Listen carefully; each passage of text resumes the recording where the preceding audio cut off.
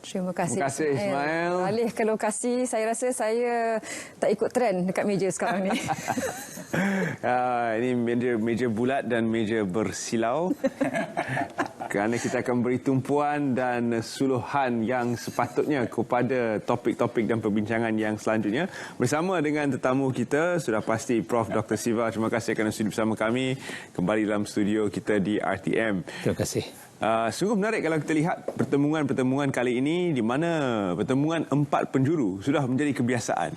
Jadi pendapat Prof. Siva berkaitan dengan trend ini di mana kita lihat 4 gabungan yang sedang mendominasi politik tanah air semuanya meletakkan calon di hampir semua kawasan. Ya, sebelum ini kalau kita perhatikan pertemuan lebih daripada 4 penjuru adalah berdasarkan kepada calon bebas yang hadir dengan sendirinya. Tapi kali ini kita lihat 4 gabungan besar muncul memandangkan mereka itu bertujuan menampakkan sudah ada satu pembaruan dalam konteks yang kita lihat sejak tahun 2020. Perubahan ini juga menunjukkan bahawa sejak 2020 kita dah menampakkan wujudnya gabungan yang pernah menjadi kerajaan.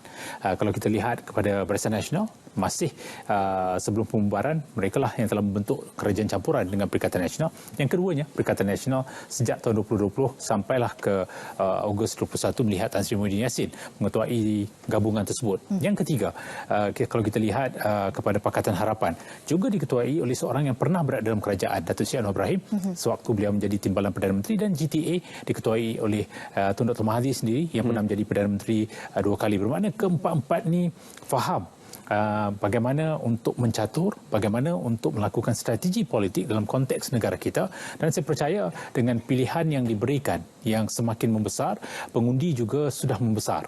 Daripada 14.9 hari ini sudah bertambah kepada hampir 22 juta.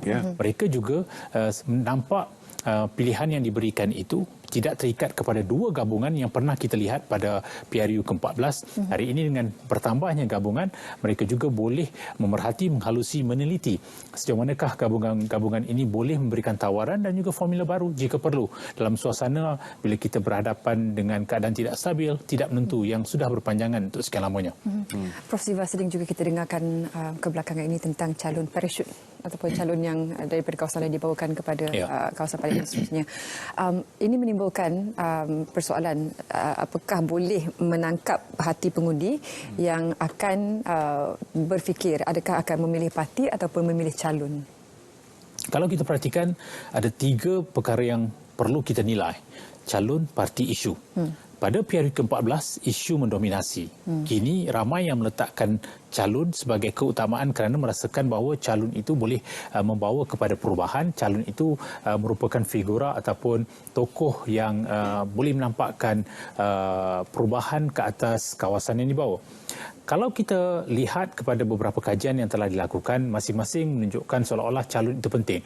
Tapi bagi saya, daripada kajian yang telah dilakukan oleh USM, kedua-duanya penting. Calon penting dan juga parti penting. Simbol kadang-kadang diberikan keutamaan. Simbol itu menampakkan ikatan keserasian di antara pengundi dan juga parti yang mahu mereka lihat akan mewakili mereka. Dan kalau sekiranya sebuah parti itu merupakan parti yang ampuh, mereka akan berikan keutamaan kepada 3 serangkai. Calon, jentera parti dan juga isu. Jika boleh meminimalkan isu dalaman, boleh membawa keyakinan, kepercayaan ke atas isu-isu yang cuba dibawa oleh pesaing mereka, saya percaya calon itu akan diberikan keutamaan. Sebab itu, dalam sesuatu kawasan, barangkali calon itu penting. Tapi ada kawasan yang tidak memberikan keutamaan calon tapi melihat kepada simbol. Masuk saja kepada pusat daerah mengundi. Mereka melihat kepada simbol dan memangkah kepada simbol tanpa melihat kepada siapakah calon. Sebelum 2008, kita melihat seolah-olah siapa saja diletakkan pada parti tertentu boleh menang dengan mudah, tapi kini sudah tidak sedemikian rupa. Sebab itu calon parachute ataupun calon bidang terjun ni perlu berhati-hati. Misalnya kalau kita lihat di Kuala Selangor, bagaimana lahirnya Tengku Zafrul, tiba-tiba diletakkan di situ. Sungai Buloh, walaupun mempunyai reputasi, kredibiliti mereka itu yang dianggap tinggi, tapi sejauh manakah dalam masa 14 hari mampu untuk membawa sokongan. Itu bergantung pada jentera. Tapi saya percaya itu merupakan antara kerusi hangat yang akan menjadi pertarungan sengit bagi calon-calon yang ada kewibawaan ini. Dan kalau boleh, janganlah kita hilang calon-calon seperti ini di Parlimen. Saya nak tanya tentang Tambun, tapi tak apa, kita akan ke Parlimen seterusnya, iaitu Alor Gajah bersama dengan Ismail terlebih dahulu. Untuk sedikit percaturan sebelum kita melangkah ke Alor Gajah bersama Nur Farah. Silakan. Prof. Siva ni macam tahu-tahu je kita nak membawakan gambaran perkongsian di kerusi hangat. Kita nak bawakan perkongsian di Alor Gajah yang menyaksikan ada beberapa calon yang dikategorikan sebagai popular dalam kalangan parti juga, iaitu Sharil Hamdan dari Barisan Nasional dan juga bekas Ketua Menteri Melaka Adli Zahari, calon dari Pakatan Harapan, juga penyandangnya Datuk Seri Muhammad Rizwan Mat Yusof yang juga mewakili Perikatan Nasional sudah pun menghantarkan pencalonan dan juga untuk penamaan calon mereka. Untuk Alor Gajah, Nur Farah Huda Sahiran sudah pun bersedia dengan laporannya. Kita terus saja membawakan gambaran P135 di Alor Gajah. Silakan Nur Farah. Baik, terima kasih Ismail. Ya, teka-teki siapakah calon yang akan bertanding di Parlimen 135 Alor Gajah ini akhirnya sudah pun terjawab. Keempat-empat calon tersebut adalah calon daripada Barisan Nasional Syahril Sufian Hamdan, calon Pakatan Harapan Adli Zahari, calon Perikatan Nasional Datuk Seri Muhammad Rizwan Mat Yusof yang juga merupakan penyandang kerusi Alor Gajah bagi penggal sebelum ini, dan juga calon Gerakan Tanah Air Muhammad Nazrick Abdul Rahman. Seperti yang dikatakan pegawai pengurus Parlimen Alor Gajah Datuk Saiful Hazwa Kipli, keempat-empat calon ini diterima dan tidak ditolak setelah meneliti borang-borang pencalonan yang diterima mereka pada awal pagi tadi. Sedikit perkongsian, keempat-empat calon hadir awal pada pukul 9 hingga 9:07 pagi tadi, menyebabkan proses penerimaan borang pencalonan itu awal diproseskan dalam masa 15 minit dan sehingga kini baru saja diumumkan calon yang akan bertanding di Parlimen Alor Gajah ini. Maksudnya betul ya, 4 penjuru yang akan bertanding di Alor Gajah ini, Ismail, dan saya yakin para calon tidak sabar untuk melakukan kempen dan para penyokong juga tidak sabar untuk bertemu dengan penyokong-penyokong mereka di luar UiTM kampus Alor Gajah ini. Dan kalau boleh dilihat di atas pentas ketika ini, calon-calon berada di atas pentas iaitu Syahril Sufian Hamdan, Adli Zahari, kita ada Pak Wan atau Datuk Seri Rizwan Mat Yusof dan juga calon dari Gerakan Tanah Air Muhammad Nazrick Abdul Rahman. Saya memetik sedikit kata-kata daripada calon Pakatan Harapan Adli Zahari yang ambil gambar tadi dengan Pak Wan kita itu. Katanya mereka adalah sahabat dulu, kini dan selamanya. Dan ya, seperti yang saya katakan tadi, dengan pengumuman keempat-empat calon ini, 4 penjuru di Alor Gajah, maksudnya anda sudah boleh menyemak maklumat anda di MySPR Semak. Jadi saya kira Ismail, sekian saja laporan dari Parlimen Alor Gajah bersama saya Farah Huda Sahiran serta kru penerbitan yang sahih di RTM #MyPRU15. Kita teruskan bersama rakan penyampai di Air Hitam. Silakan.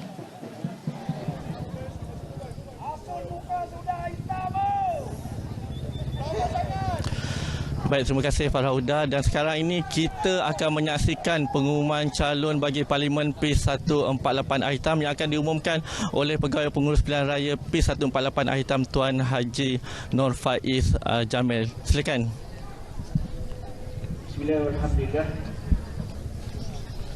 Assalamualaikum warahmatullahi taala wabarakatuh. Selamat pagi, salam sejahtera.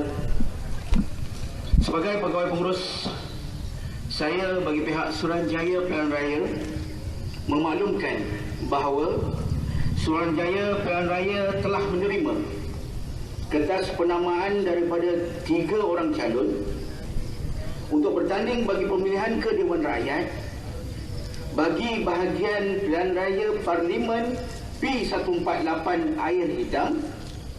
Mereka telah mengemukakan kertas-kertas penamaan mereka pada masa yang berikut. Yang pertama, Wee Ka Siong, masa 9.05 pagi dari Parti Barisan Nasional. Yang kedua, Muhammad Syafiq bin A. Aziz, masa 9.10 pagi dari Parti Perikatan Nasional. Dan yang ketiga, Syekh Omar Bagharib bin Ali, masa 9.15 pagi dari Parti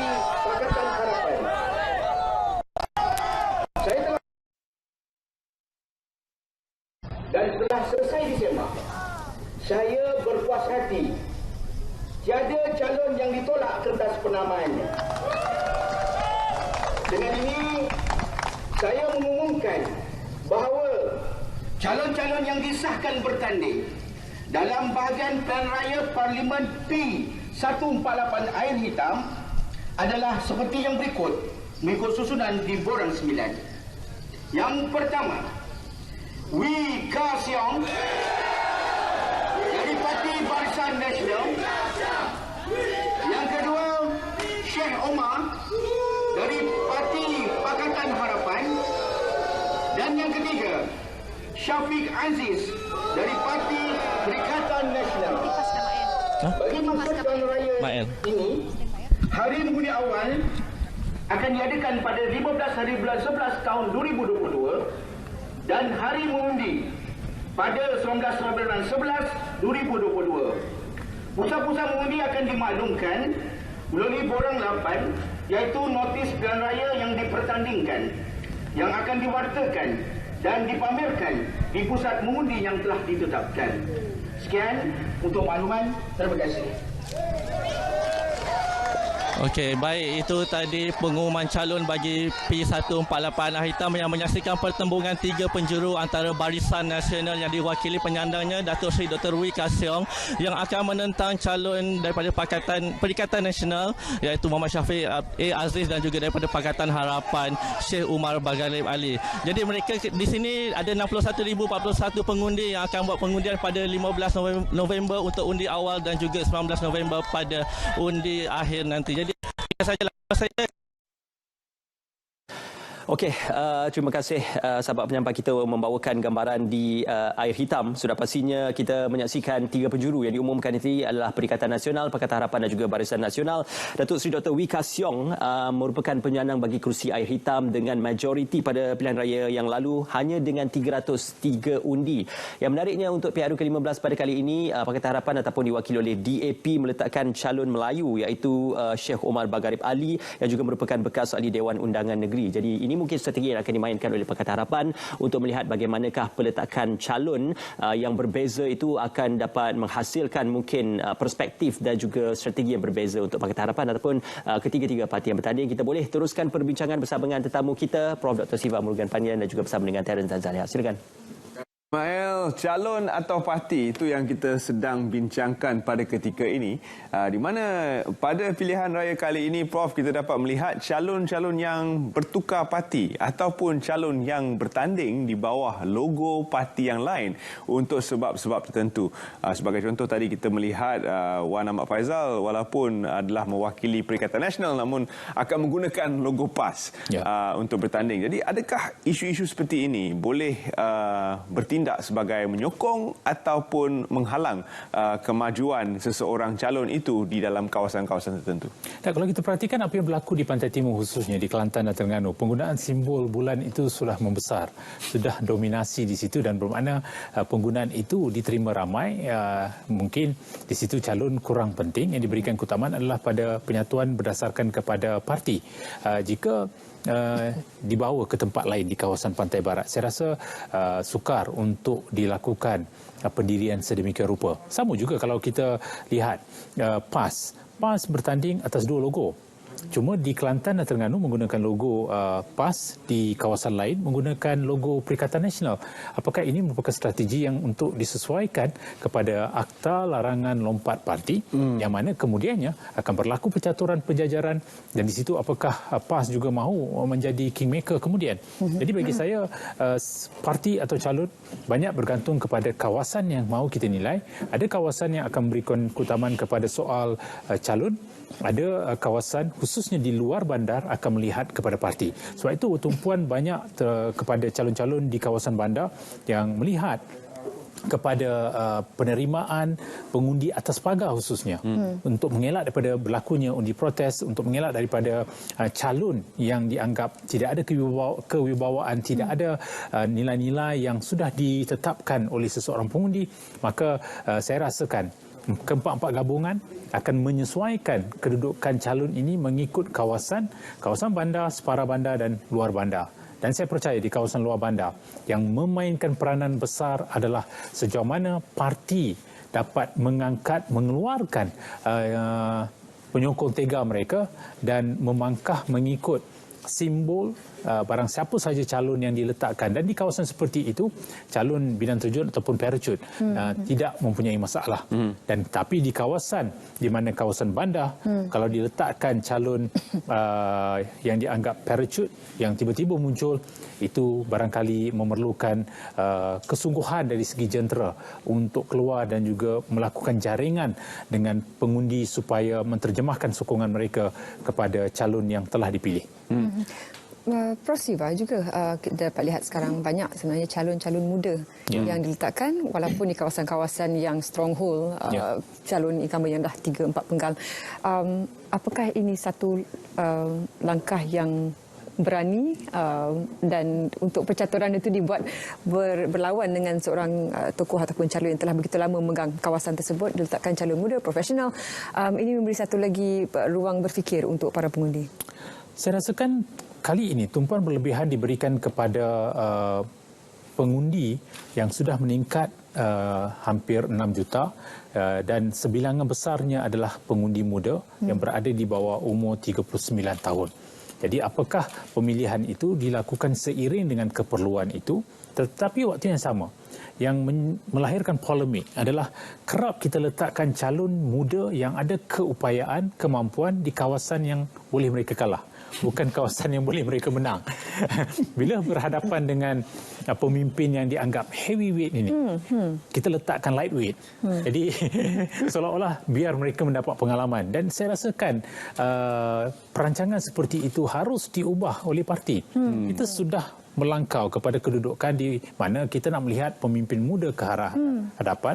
Janganlah diletakkan pemimpin muda di kawasan yang boleh kalah.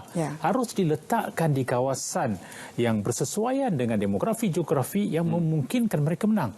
Barulah kita akan nampak keseimbangan di antara calon muda, calon yang berpengalaman, calon yang ada keupayaan di parlimen. Termasuk saya rasakan calon wanita. Jangan diletakkan calon wanita di tempat kalah. Letak di kawasan yang boleh mereka menang. Dan kalau kita nak memenuhi kota 30% semata-mata, saya rasa kita harus melihat lebih daripada itu. Bila kita ada ramai calon wanita yang berupaya, yang ada nilai untuk diangkat sebagai pemimpin, mereka harus diangkat ke parlimen. Bukan sekadar tangkap muat letak kawasan tertentu dan biarkan mereka kalah. Saya rasa itu juga harus diubah dari segi pemikiran kerana kita harus memahami keperluan, kemahuan pengundi secara menyeluruh bersesuaian dengan ekosistem yang sudah berubah. Baik Prof, walaupun kita lihat taburan pengundi adalah berbeza pada kali ini 21 hingga 22 juta keseluruhannya, kita juga melihat taburan pengundi muda, namun di setengah kawasan taburannya tidak berubah begitu banyak seperti kawasan seterusnya iaitu Kinabatangan. Kita bersama dengan Ismail untuk melihat proses penamaan yang akan diumumkan sebentar lagi. Silakan Ismail. Ya, terima kasih Terence. Berubah ataupun tidak pola pengundian itu di P187 Kinabatangan yang dipegang dan disadang oleh Datuk Seri Bung Motaradin. Bagaimanakah perkongsiannya dan juga apakah antara pelaksanaan yang akan dilaksanakan dan juga pengumuman oleh pihak SPR? Salih Jikri sudah pun berada di P187 Kinabatangan. Silakan.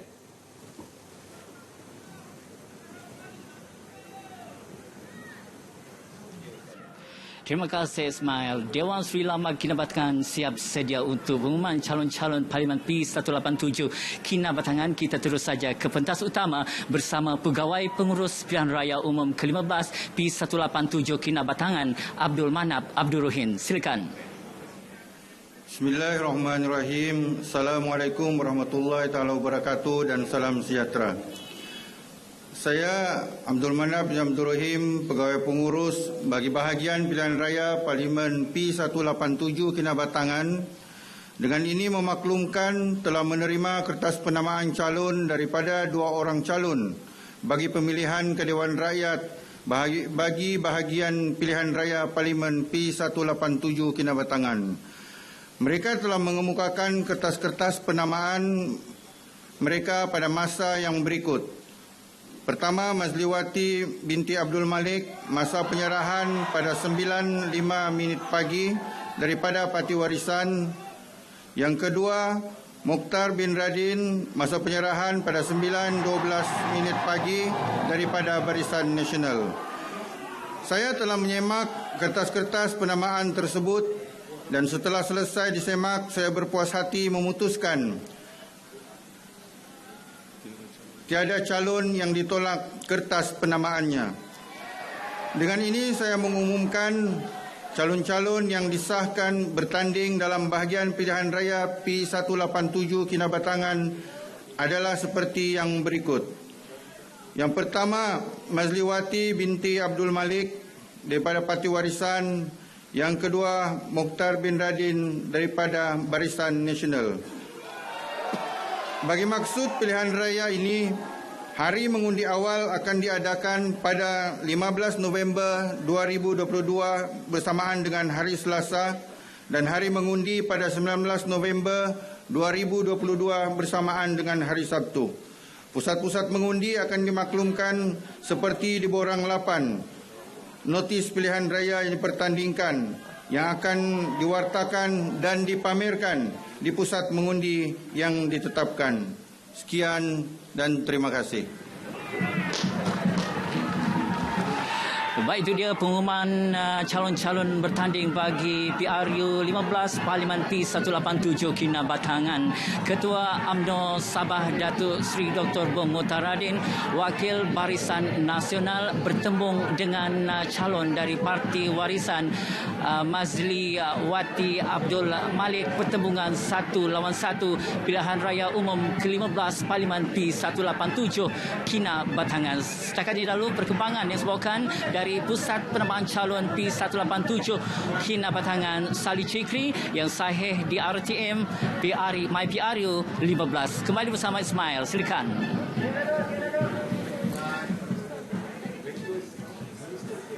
Okey, kali ini P187 Kinabatangan menyaksikan pertembungan bersemuka antara Datuk Seri Dr. Bong Motaradin dan juga pencabarnya dari Warisan. Berbanding sebelum ini apabila kerusian disandang oleh Datuk Seri Dr. Bong Motaradin menyaksikan 3 penjuru pada PRU ke-14. Kali ini pertembungan 1 lawan 1 antara Barisan Nasional dan juga Warisan. Jadi untuk kita membawakan seterusnya gambaran di lokasi seterusnya P012 Jurai, Muhammad Rashid Jadi ada pelaporannya dan ini juga diberikan tumpuan khususnya apabila kawasan ini dikatakan kawasan tumpuan untuk Pakatan Harapan yang meletakkan calon-calonnya pada saat akhir. Jadi ayo kita sama-sama saksikan apakah perkongsian Muhammad Rashid Jadi di Jurai. Silakan. Berlintas langsung sekali lagi bersama saya di Stadium Mini Guar Cempedayaan ini bagi kerusi P012 Jurai. Dan sekarang ini kita terus sahaja bersama dengan pegawai daerah yang juga pegawai pengurus pilihan raya iaitu Encik Muhammad Sofi Abdullah untuk mengumumkan calon-calon yang akan bertanding bagi kerusi Parlimen P012 Jurai. Terus saja ke pentas utama. Bismillahirrahmanirrahim. Assalamualaikum warahmatullahi taala wabarakatuh dan salam sejahtera. Saya pegawai pengurus bagi bahagian pilihan raya Parlimen P012 Jerai dengan ini memaklumkan telah menerima kertas penamaan calon daripada 4 orang calon bagi pemilihan ke Dewan Rakyat bagi bahagian pilihan raya Parlimen P012 Jerai. Mereka telah mengemukakan kertas-kertas penamaan mereka pada masa yang berikut. Pertama, Muhammad Nizam bin Makshar 9:02 pagi dari Parti Pejuang. Kedua, Jamil Khair bin Baharum 9:05 pagi Parti Barisan Nasional. Ketiga, Sabri bin Aziz 9:06 pagi Perikatan Nasional.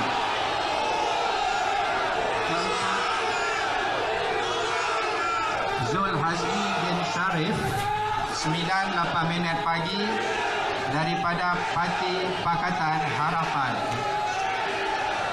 Saya telah menyemak kertas-kertas penamaan tersebut dan setelah selesai disemak, saya berpuas hati tiada calon yang ditolak kertas penamaannya. Dengan ini saya mengumumkan bahawa calon-calon yang disahkan bertanding dalam bahagian pilihan raya Parlimen P012 Jerai adalah seperti yang berikut. Pertama, Zulhazmi bin Sharif, Parti Pakatan Harapan.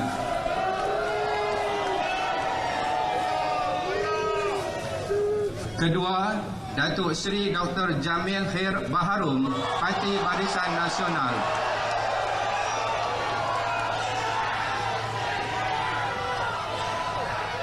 Ketiga, Ustaz Sabri bin Aziz, Parti Perikatan Nasional.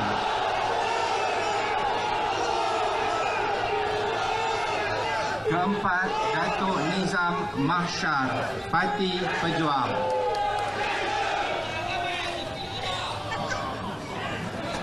Bagi masuk pilihan raya ini, hari mengundi awal akan diadakan pada 15 November 2022, Selasa, dan hari mengundi pada 19 November 2022 pada hari Sabtu. Pusat-pusat mengundi akan dimaklumkan seperti di borang 8 notis pilihan raya yang dipertandingkan, yang akan diwartakan dan dipamerkan di pusat mengundi yang ditetapkan. Sekian, wassalamualaikum warahmatullahi taala wabarakatuh. Baiklah saudara, itu dia tadi selesai sudah pengumuman yang diumumkan oleh pegawai daerah Hyan yang juga pegawai pengurus pilihan raya bagi P012 Jerai ini. Dan seperti yang dimaklumkan tadi, pertandingan akan 4 penjuru akan berlaku di sini, di mana Barisan Nasional meletakkan calonnya Datuk Seri Jamil Khair Baharum, Perikatan Nasional meletakkan calonnya Sabri Aziz yang juga penyandang pada kerusi pada PRU ke-14. Pakatan Harapan meletak calonnya daripada DAP, dan juga Pejuang meletakkan calonnya daripada Parti Gagasan Bangsa. Baik, itu saja setakat ini. Kembali dulu bersama rakan setugas saya Ismail di Angkasa Puri. Silakan Ismail.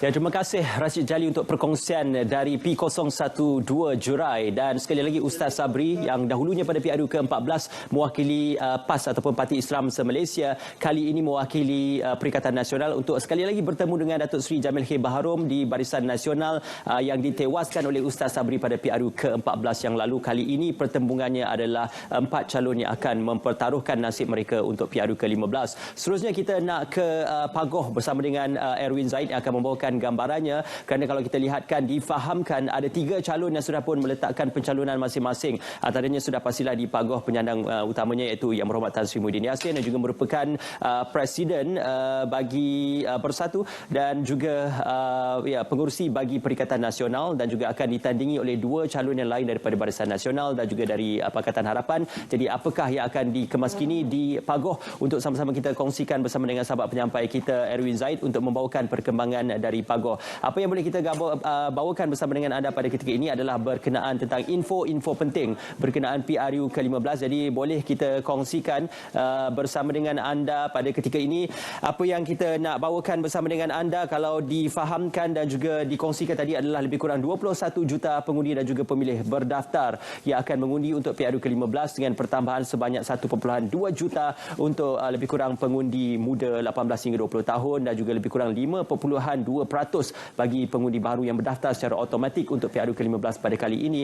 Kita saksikan perkongsian pada hari ini. 222 parlimen dipertandingkan, 117 kerusi DUN, dan sudah pastinya ini mewakili 42 kerusi Dewan Undangan Negeri di Pahang, 59 kerusi Dewan Undangan Negeri di Perak, 15 kerusi Dewan Undangan Negeri di Perlis, dan juga 1 PRK Bugaya Sabah. Apa yang pentingnya untuk kita bawakan kenapa relevannya 1 PRK Bugaya Sabah ini, kerana sewaktu kekosongan jawatan di Bugaya disebabkan perihal dan juga alasan-alasan yang dirasakan sesuai untuk melakukan pilihan raya di kawasan tersebut, tetapi pada ketika itu deklarasi dan juga pengumuman darurat diperkenankan oleh Kepada Yang Maha Mulia Seri Paduka Baginda Yang di-Pertuan Agong. Maka PRU ke-15 pada kali ini sekali lagi mempertaruhkan kerusi Bugaya dalam PRU ke-15. Jadi kalau sudah bersedia untuk kita bawakan perkongsian dari Pagoh untuk kita saksikan apakah antara perkembangan dan juga kemaskini oleh Erwin Zaid, kita bawakan bersama dengan anda. Apakah Pagoh ataupun kita nak ke Tambun sebenarnya? Di manakah lokasi yang kita nak bawakan?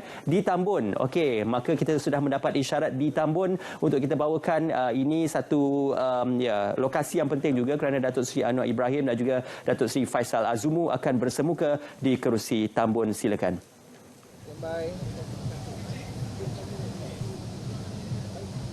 Baik, terima kasih Ismail. Baru sebentar tadi Pegawai Pengurus Pilihan Raya bagi P063 Tambun telah mengumumkan senarai calon yang layak bertanding bagi kerusi ini. Dan untuk Parlimen Tambun akan melibatkan pertembungan antara 4 penjuru, iaitu antara Barisan Nasional, Perikatan Nasional, Pakatan Harapan dan juga GTA. BN akan diwakili oleh Datuk Aminuddin Mat Hanafiah, manakala PH pula akan diwakili oleh Datuk Seri Anwar Ibrahim. Perikatan Nasional akan diwakili oleh Datuk Seri Ahmad Faizal Azumu dan GTA Rahim Tahir. Dan untuk kerusi N23 Manjoy pula melibatkan 3 pertembungan antara PH Asmuni Awi, BN Datuk Azizul Kamar dan juga PN Ustaz Hafiz Sabri. Dan manakala satu lagi kerusi untuk N24 Ulu Kinta melibatkan 4 penjuru, antaranya Muhammad Arafat dari PH, Datuk Mazlan Abdul Rahman dari BN, Puteri Holijah PN dan seorang lagi calon bebas yang akan menggunakan lambang gajah, iaitu Murugiah anak lelaki Subramaniam. Dan pastinya selepas selesainya proses penamaan calon ini akan bermulalah tempoh berkempen. Dan pastinya kepada para penyokong dan calon yang akan bertanding, berkempenlah secara berhemah dan seterusnya akan membolehkan segalanya berjalan dengan lancar. Dan ketika ini yang dapat saya kongsikan ketika ini, calon-calon yang telah diumumkan sebentar tadi telah berjumpa dengan para penyokong yang berada di luar kawasan pusat penamaan calon ini. Jadi saya kira setakat itu dulu perkembangan semasa untuk proses penamaan calon untuk P063 Tambun ini. Kembali semula ke Angkasa Puri, silakan. Yang sahih hanya di RTM #MyPRU15. Silakan. Okey, terima kasih sahabat penyampai kita untuk perkongsian di Pagoh. Kita dapat saksikan penyandangnya Yang Berhormat Tan Sri Muhyiddin Yassin akan terus kekal mempertahankan kerusinya. 3 calon yang sudah pun meletakkan penamaan mereka dan juga pencalonan mereka untuk PRU ke-15. Kita terus saja memberikan gambaran lebih lanjut bersama dengan tamu kita Prof. Dr. Siva Murugan Pandian bersama dengan Terence dan juga Salih. Silakan. Terima kasih Ismail, dan kita kembali berbincang tentang parti dan juga calon. Pesta politik kita sudah pun semakin rancak.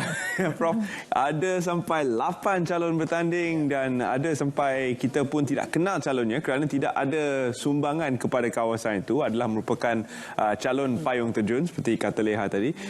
Jadi dalam 14 minggu tempoh berkempen ini, apa yang perlu dilakukan oleh setiap seorang calon itu bagi meyakinkan pengundi? Kalau pertembungan 8 penjuru itu lagilah. Macam mana dia nak yakinkan pengundi kawasan itu bahawa dialah calon yang paling boleh menyumbang kepada kebajikan para penduduk di kawasan itu? 14 hari and counting down ni. 14 hari ini saya rasakan penting untuk menampakkan visibility calon. Tetapi dalam konteks pilihan raya umum, yang penting adalah sejauh mana kita ada guna tenaga yang secukupnya, jentera, logistik, dari segi fasiliti kemudahan dan juga perayu undi itu amat penting untuk bolehkan kita mendekati setiap pengundi, khususnya di sesuatu kawasan. Ada kawasan yang terlalu besar, ada yang hampir 120,000. Macam mana kita nak melakukan gerakan untuk menghampiri hampir semua pengundi? Ada kawasan yang tak hampir 10,000 pun. Kalau kita letak seseorang calon di Putrajaya, barangkali sesuai dengan kawasan demografi geografinya kecil, maka mudahlah. Kalau kita lihat di Melaka pun kawasannya kecil. Tapi kalau kita pergi ke Permatang Pau, sebelum ini dalam 70,000 pengundi. Bagaimana kita nak mendekati setiap pengundi? Saya rasakan visibility itu penting. Sejauh mana kita ada guna tenaga yang cukup, kita ada logistik yang cukup, kita ada perayu undi yang secukupnya. Kesemua ini memerlukan dana yang secukupnya. Sukarelawan yang mahu membantu setiap calon juga penting. Kalau kita perhatikan di kawasan yang 8 penjuru misalnya, mungkin mereka melihat apa yang berlaku di Bukit Selambau beberapa tahun lepas, calon bebas menang. Tiba-tiba masing-masing pun merasakan bahawa kalau menjadi calon bebas boleh menang. Mungkin juga dalam konteks sekarang ini, bila mereka melihat parti siasat seperti Barisan Nasional, Pakatan Harapan, GTA maupun Perikatan Nasional tidak menyebelahi mereka, mereka mungkin melihat kepada calon bebas sebagai the third force ataupun kuasa ketiga.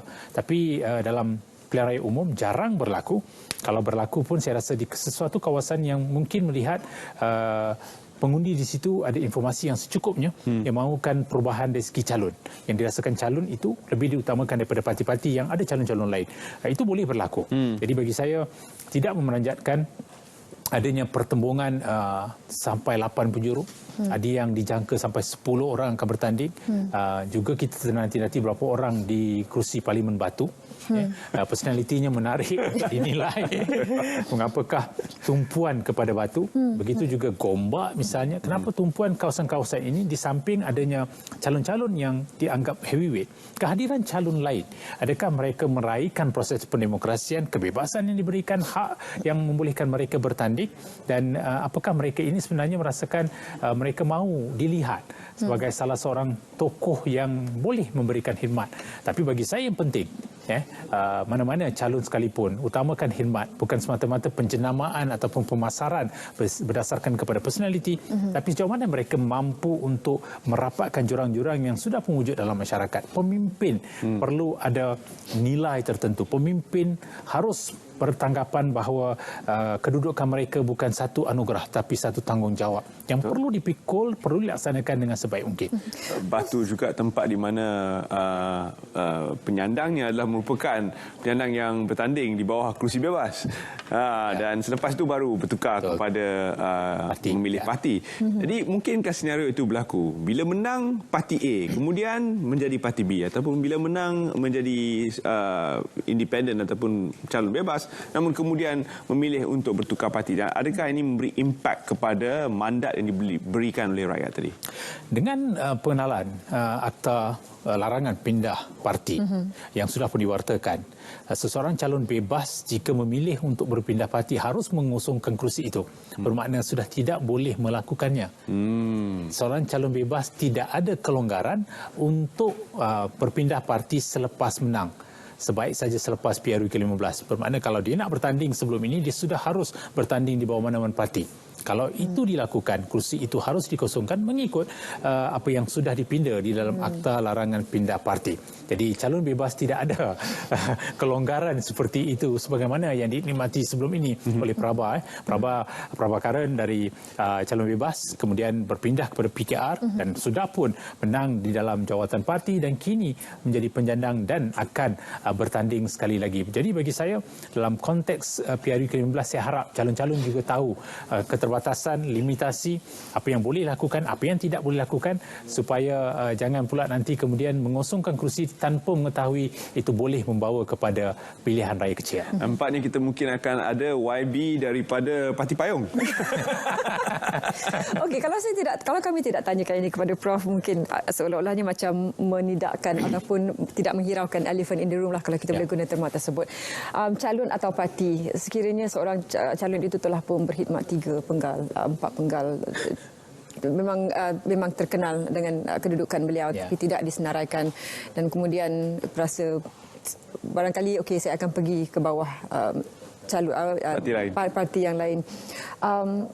Apakah ini dilihat barangkali akan backfire ataupun memberi impak kembali kepada parti yang ditinggalkan? Bagi saya sebegini, saya melihat seseorang calon harus melihat adakah mereka meletakkan diri mereka ataupun perjuangan parti. Kalau mereka berpegang pada perjuangan parti selepas 3-4 penggal berada di suatu kawasan, saya rasa dengan sendirinya harus melihat kedaya upayaan, kesiapsiagaan mereka sendiri, sama ada mereka boleh terus bertanding ataupun memberikan ruang itu kepada yang lain. Sepatutnya ada proses transisi untuk membawa generasi muda remaja dalam proses peremajaan parti. Bukannya kita tidak mahu pemimpin yang sudah 6-8 penggal memegang kursi tersebut, tapi perlu satu masanya kita melihat perubahan dilakukan. Jika sekiranya pemimpin itu bila digugurkan memilih untuk bertanding sebagai calon bebas ataupun menggunakan simbol yang lain, barangkali calon itu merasakan personaliti dia lebih hebat daripada parti. Itu barangkali kita mahu lihat apa yang akan berlaku di Arau dan juga di Maran. Apakah dengan tiba-tiba bertukar daripada Parti Barisan Nasional kepada Perikatan Nasional menampakkan mereka itu lebih besar daripada parti. Tapi saya melihat mereka juga harus berpegang kepada kata-kata pada PRU ke-14. bila mereka katakan jika ada calon digugurkan, terimalah keputusan tersebut. Dan bila datang pada diri sendiri, kita seolah-olah merasakan kita tidak gunakan apa yang sudah diungkapkan. Tapi dalam politik, ada 3 perkara yang harus kita lihat. Satu, politik adalah seni segala kemungkinan. Dalam konteks negara kita, politik adalah politik angka. Dan yang ketiga, paling penting, tidak ada musuh ataupun lawan yang tetap, hanya kepentingan. Bagaimana pula untuk menangani persepsi bila mana ada insiden-insiden ataupun kes-kes yang memberikan persepsi yang buruk kepada suatu parti, tak kira sayap mana sekalipun, dan bagaimana ini memberikan usaha yang lebih kepada jentera parti untuk mengalihkan pandangan pengundi jauh daripada kes-kes tersebut dan kembali kepada perjuangan parti tersebut. Ya, di situlah jentera mainkan peranan cukup besar. Walaupun kita ada calon yang baik, tapi sejauh mana kita nak menunjukkan kepada pengundi, walaupun ada pelbagai masalah dalaman parti, itu harus dibelakangkan dan memberikan keutamaan kepada politik angka tadi untuk memenangkan calon mereka. Walaupun ada calon yang dianggap bermasalah, tetapi sejauh mana mereka mampu mengurangkannya. Kita tidak mahu pergi ke pilihan raya mempertahankan calon daripada perjuangan parti. Pernah berlaku di Permatang Pasir, PRK di Pulau Pinang. Bagaimana calon itu dipertahankan bersifat defensif kerana pemilihan calon yang salah. Apabila terbongkar pelbagai perkara, walaupun itu dianggap politik, dan bagaimana jika sekiranya kita gagal mengurus persepsi dan juga emosi, kesannya adalah kepada parti. Bermakna parti harus bersedia dengan jenteranya. Apatah lagi hari ini kita melihat platform yang agak ketara dengan penggunaan media sosial, dengan penggunaan Twitter, Instagram, Facebook, WhatsApp. Semua itu telah menjadi telapak baru dalam komunikasi di antara pengundi dengan calon dan juga parti. Dulu tidak. Dulu hanya surat layang, kabar angin, disebar. Tapi hari ini... Akhbar tabloid. Akhbar tabloid. Hari ini dah ada. Media konvensional sudah ditukar pada media siasat, itu media sosial. Jadi bagaimana kita nak menterjemahkan sokongan itu? Kita nak pastikan bahawa calon itu menang kerana calon itu ada keupayaan. Parti itu menang kerana berteraskan kepada perjuangan, dan juga isu yang dibawa itu adalah isu yang barangkali sengaja direka, barangkali perlu diatasi, diberikan keyakinan.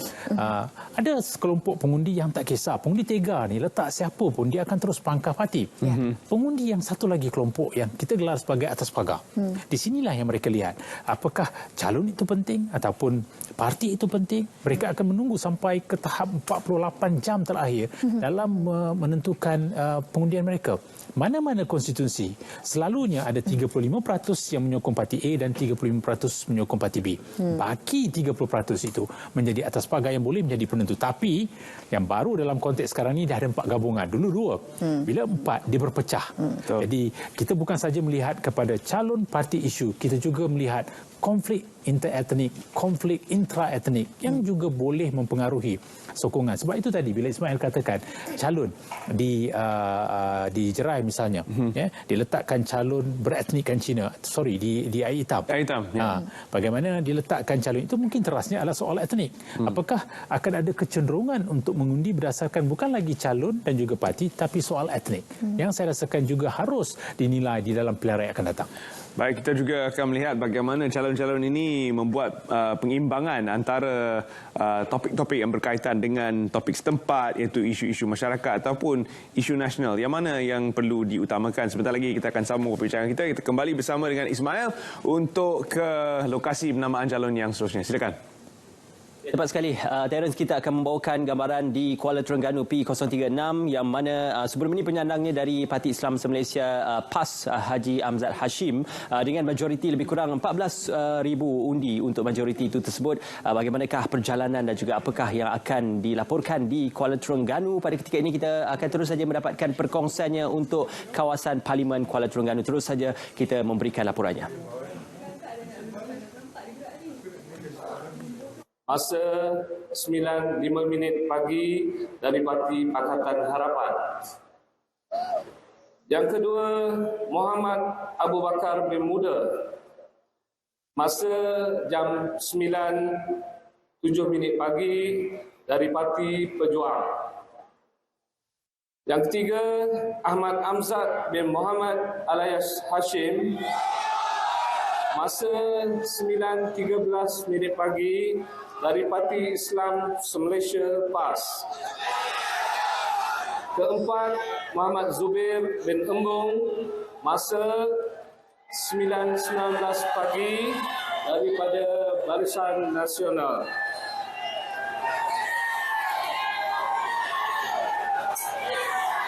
Saya telah menyemak kertas-kertas penamaan tersebut dan setelah selesai disemak, saya berpuas hati memutuskan tiada calon yang ditolak kertas penamaannya.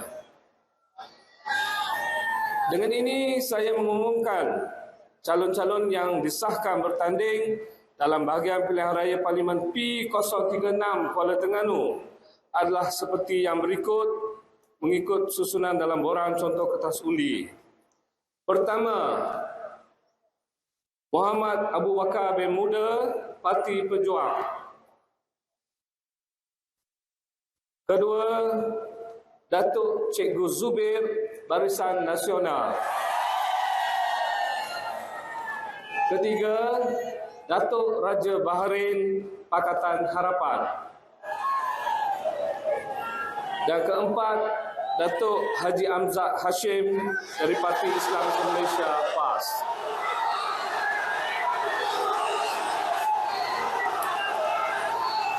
Bagi maksud pilihan raya ini, hari mengundi awal akan diadakan pada 15 hari bulan November 2022 bersamaan dengan hari Selasa dan hari mengundi pada 19 November 2022 iaitu hari Sabtu.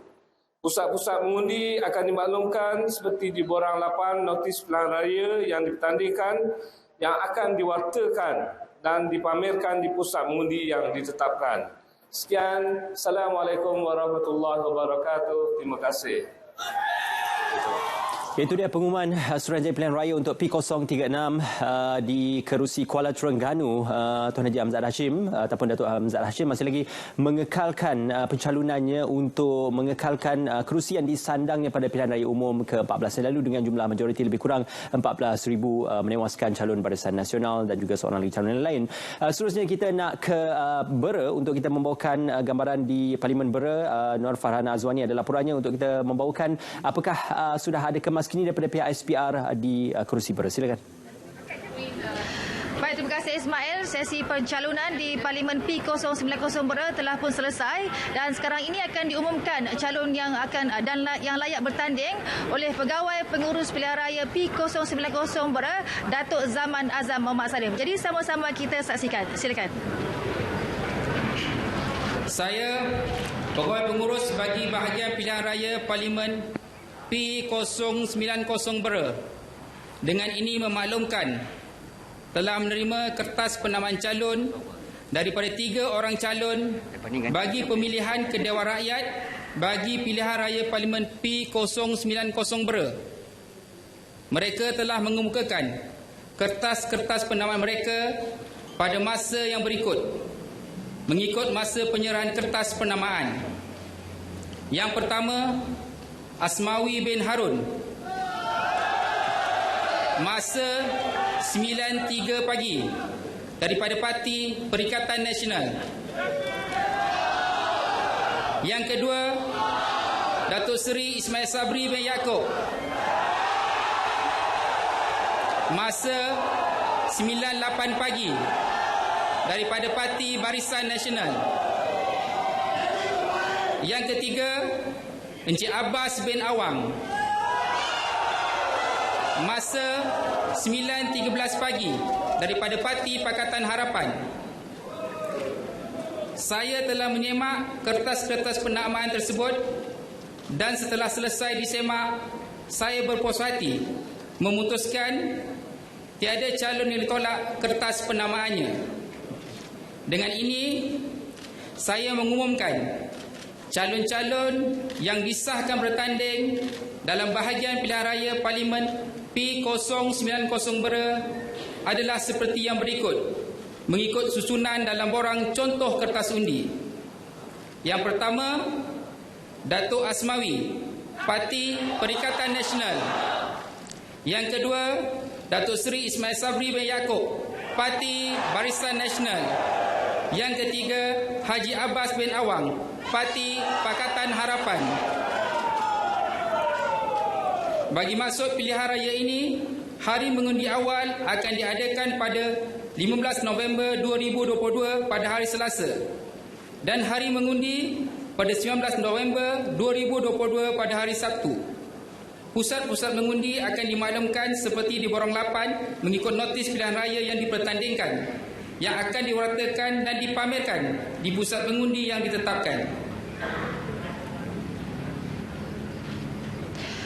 Okey, itu 3 calon yang telah diumumkan oleh pegawai pengurus pilihan raya di Parlimen Bera ini, iaitu Datuk Zaman Azam Muhammad Sarif. Dan untuk itu, makluman setakat 7 Oktober ini seramai 77,669 pengundi telah berdaftar di Parlimen Bera ini untuk Pianun ke-15. Dan setakat ini langsung dari Dewan Konvensyen Majlis Daerah Bera yang sahih di RTM #MyPianun15 kembalikan Sabudi, silakan. Mengikut masa penyerahan kertas penamaan. Terima kasih Nur Farhana Azwani Zainuddin untuk gambaran yang dibawakan sudah pastinya di kerusi Bera yang disandang oleh Yang Amat Berhormat Perdana Menteri Datuk Seri Ismail Sabri Yaakob. Kali ini menyaksikan pertemuan 3 calon daripada Barisan Nasional, Perikatan Nasional dan juga Pakatan Harapan, dan juga Yang Amat Berhormat Datuk Seri Ismail Sabri Yaakob pada PRU ke-14 yang lalu dengan majoriti sehingga 2,311 undi untuk memenangi kerusi Bera bagi PRU ke-14. Dan seterusnya kita nak ke Arau, yang mana Arau difahamkan Datuk Seri Syahidan Kasim juga akan membawakan dan juga meletakkan namanya bagi pencalonan sekali lagi bagi kerusi Arau.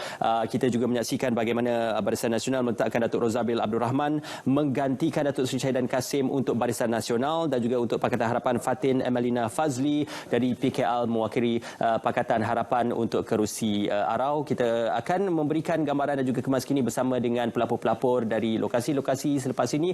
Untuk seketika ini kita akan bersama dengan tetamu, tetapi sebelum itu kita nak ke Arau seperti mana yang dinyatakan tadi, kerana ada pelaporan yang akan disediakan oleh sahabat kita di Arau. Silakan, apakah kemas kininya?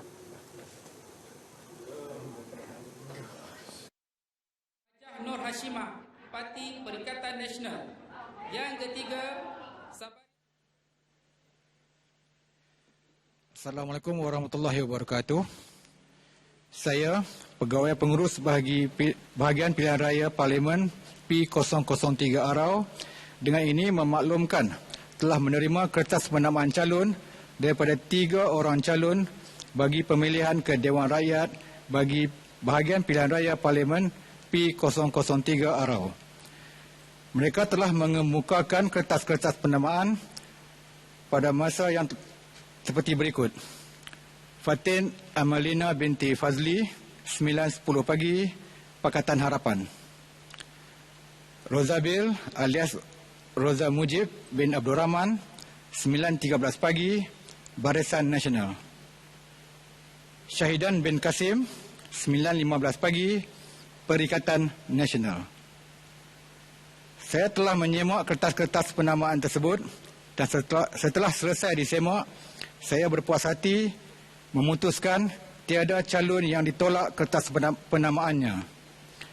Dengan ini saya mengumumkan calon-calon yang disahkan bertanding dalam Bahagian Pilihan Raya Parlimen P003 Arau adalah seperti yang berikut, mengikut susunan dalam borang contoh kertas undi. Fatin Amalina, Pakatan Harapan. Syahidan bin Kasim, Perikatan Nasional. Rozabil alias Tok Ben, Barisan Nasional. Bagi maksud pilihan raya ini, hari mengundi awal akan diadakan pada 15 November 2022, hari Selasa. Dan hari mengundi pada 19 November 2022, hari Sabtu. Pusat-pusat mengundi akan dimaklumkan seperti di Borang 8, notis pilihan raya yang dipertandingkan, yang akan diwartakan dan dipamerkan di pusat mengundi yang ditetapkan. Sekian, terima kasih.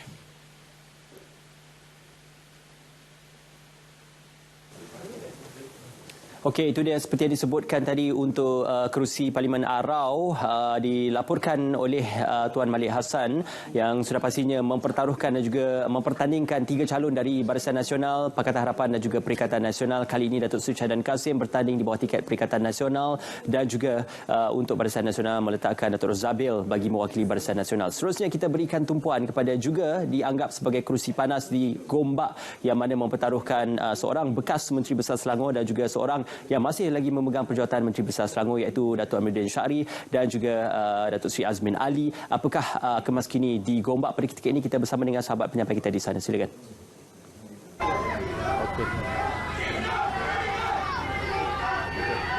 Saya pegawai pengurus bagi bahagian pilihan raya Parlimen P098 Gombak dengan ini memaklumkan telah menerima kertas penamaan calon daripada 5 orang calon bagi pemilihan ke Dewan Rakyat bagi bahagian pilihan raya Parlimen P098 Gombak. Mereka telah mengemukakan kertas-kertas penamaan mereka pada masa yang berikut. Muhammad Azmin bin Ali 9.02 pagi, Parti Perikatan Nasional. Amiruddin bin Syari 9.03 pagi, Parti Pakatan Harapan.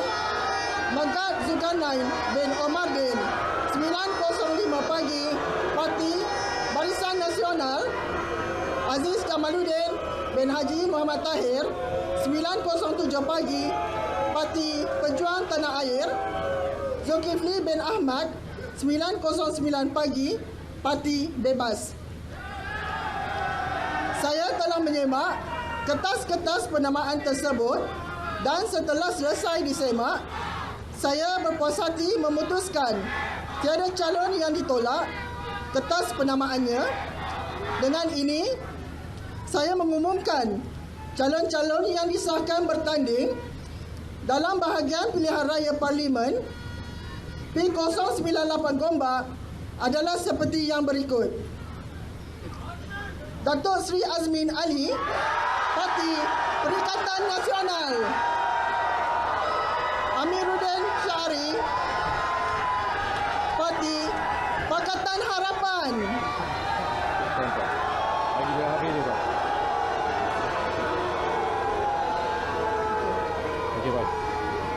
Datuk Dr. Aziz Jamaluddin, Parti Pejuang Tanah Air.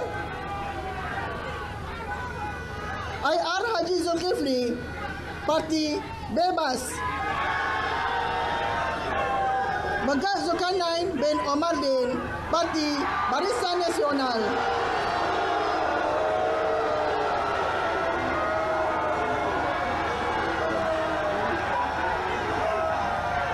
Bagi maksud pilihan raya ini, hari mengundi awal akan diadakan pada 15 November 2022 iaitu pada hari Selasa dan hari mengundi pada 19 November 2022 iaitu pada hari Sabtu.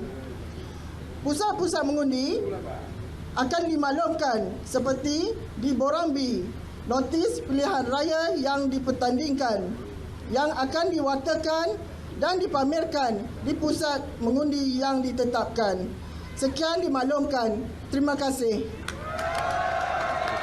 Ya, itu dia kemas kini untuk kerusi Parlimen Gombak yang mana menyaksikan pertemuan 5 calon yang akan bertanding iaitu Perikatan Nasional, Pakatan Harapan, Barisan Nasional, Pejuang dan juga seorang calon bebas yang mana penyandangnya adalah Datuk Seri Azmin Ali dan juga Datuk Megat Zulkarnain juga yang mewakili UMNO ataupun Barisan Nasional merupakan Ketua UMNO bahagian Gombak. Jadi ini menyaksikan satu pertemuan yang sengit juga di kerusi Parlimen Gombak, menyaksikan bekas Menteri Besar Selangor yang juga memegang perjawatan Menteri MITI pada ketika ini dan juga Menteri Besar Selangor yang terkini untuk bertanding di kerusi panas di Gombak tersebut. Seterusnya, kita nak ke Tanjung Karang untuk kita membawakan perkembangan di sana. Apakah antara kemas kini oleh pihak SPR dan juga pengumuman calon-calon yang disahkan akan bertanding untuk kerusi Parlimen Tanjung Karang. Silakan untuk perkembangannya. Baik, terima kasih rakan tugas di studio Angkasa Puri Kota Media. Saya kini berada di Dewan Datuk Hormat Pusat Penamaan Calon bagi P095 Tanjung Karang. Keputusan bagi penamaan calon untuk pilihan raya umum ke-15 Parlimen P095 Tanjung Karang telah diumumkan kira-kira pukul 10.44 pagi tadi, dan pengumuman telah dibuat oleh Pegawai Pengurus Pilihan Raya Tuan Muhammad Rais bin Razwan di luar perkarangan Dewan Datuk Hormat.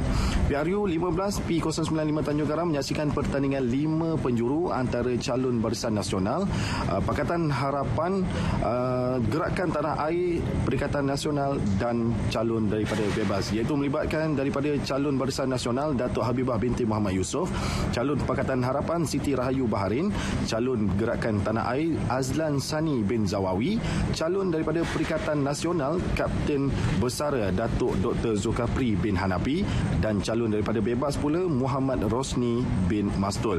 Dan menurut Pegawai Pengurus SPR, pihaknya menerima borang pencalonan daripada calon BN pada pukul 9.13 pagi, manakala daripada calon PH 9.06 pagi, untuk calon GTA pula 9.10 pagi, Perikatan Nasional pada pukul 9.20 pagi, dan akhir sekali daripada calon bebas 9.30 pagi. Dan proses penamaan calon juga berlangsung selama sejam, bermula pukul 9 pagi dan ditutup pada pukul 10 pagi tadi.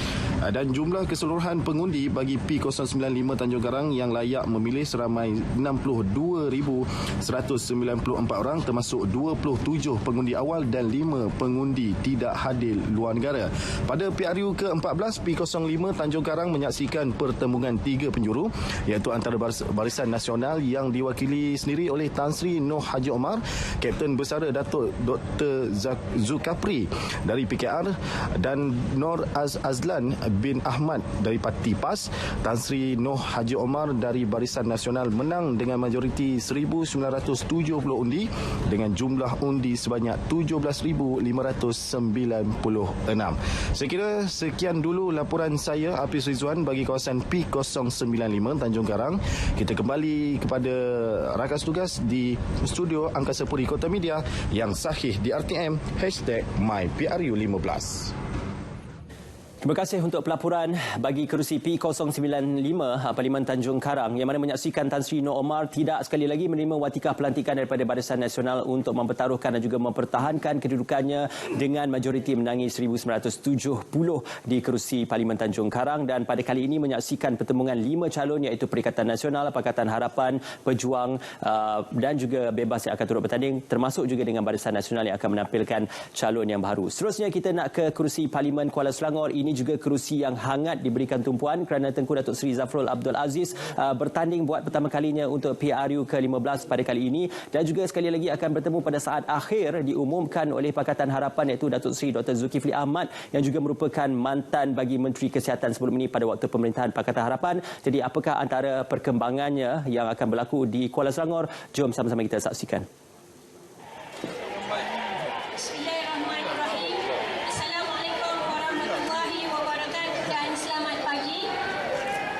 Saya, Pegawai Pengurus bagi bahagian pilihan raya Parlimen P096 Kuala Selangor, dengan ini memaklumkan telah menerima kertas penamaan calon daripada 4 orang calon bagi pemilihan ke Dewan Rakyat bagi bahagian pilihan raya Parlimen P096 Kuala Selangor.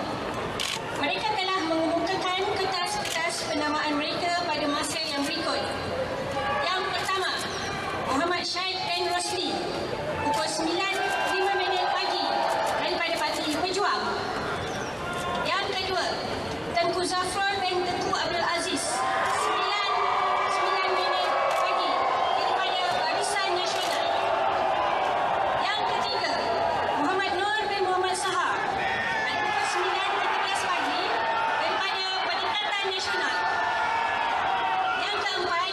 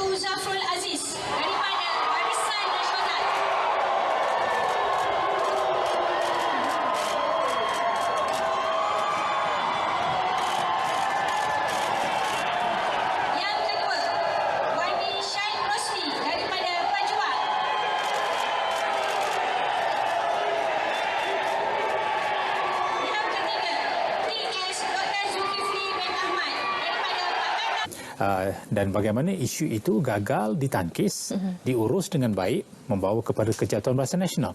Tapi dalam konteks hari ini, saya percaya isunya adalah isu tempatan. Kenapa? Kerana kita berada dalam kedudukan era endemik. Kita telah melalui 3 tahun di mana ramai kehilangan pekerjaan, ramai yang ikat perut, taraf hidup mereka itu tergugat. Begitu juga dengan soal pendidikan, soal pengangguran yang semakin membesar.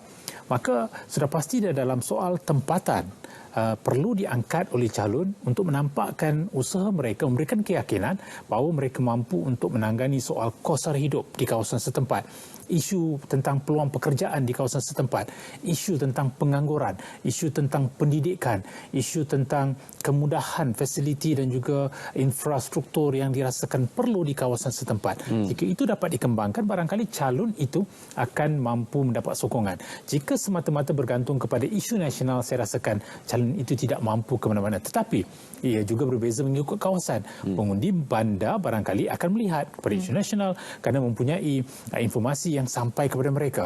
Pengundi luar bandar saya rasakan lebih terikat dengan soal perut nasi mereka. Saya rasa pengundi luar bandar menampakkan bagaimana pemimpin itu boleh membawa perubahan ke atas kehidupan mereka. Walhal dalam konteks kerusi bandar, mereka mahu melihat kepada soal integriti, soal perubahan dari segi kemudahan.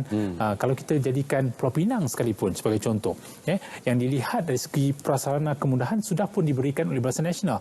Kemudian hanya diteruskan oleh kerajaan pengganti. Apa yang dilakukan selepas itu? Dilihat daripada soal hijau, sihat, soal mengangkat martabat integriti. Soal-soal ini kerana wujudnya kelompok yang dianggap sebagai organisasi sivil, masyarakat sivil dalam kalangan kelas pertengahan membesar di Pulau Pinang dan mereka mempengaruhi corak tarbiyah urus di situ.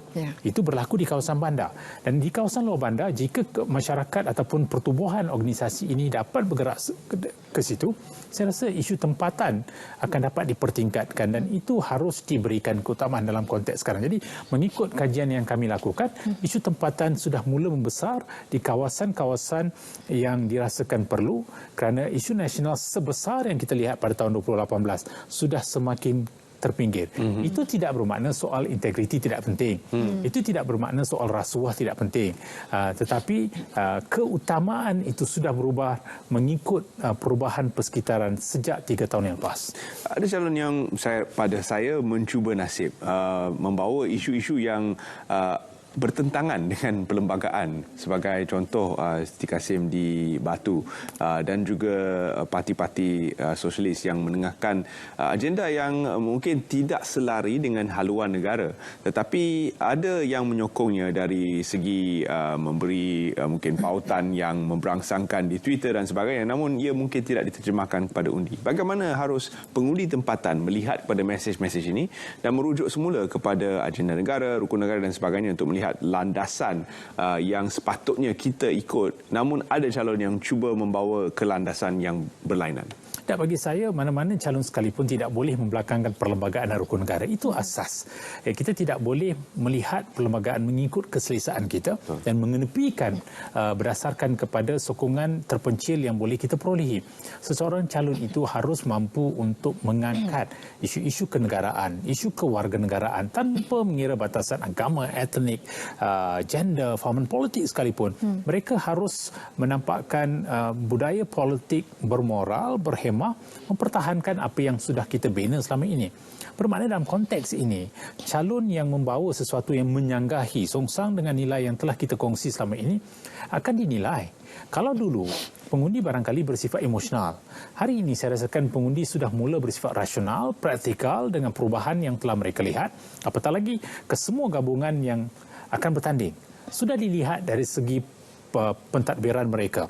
Pernah melihat perwatakan ketika tarbiyah urus di peringkat nasional. Jadi barangkali itu juga akan dinilai. Sebab itu masing-masing meletakkan ada calon Perdana Menteri.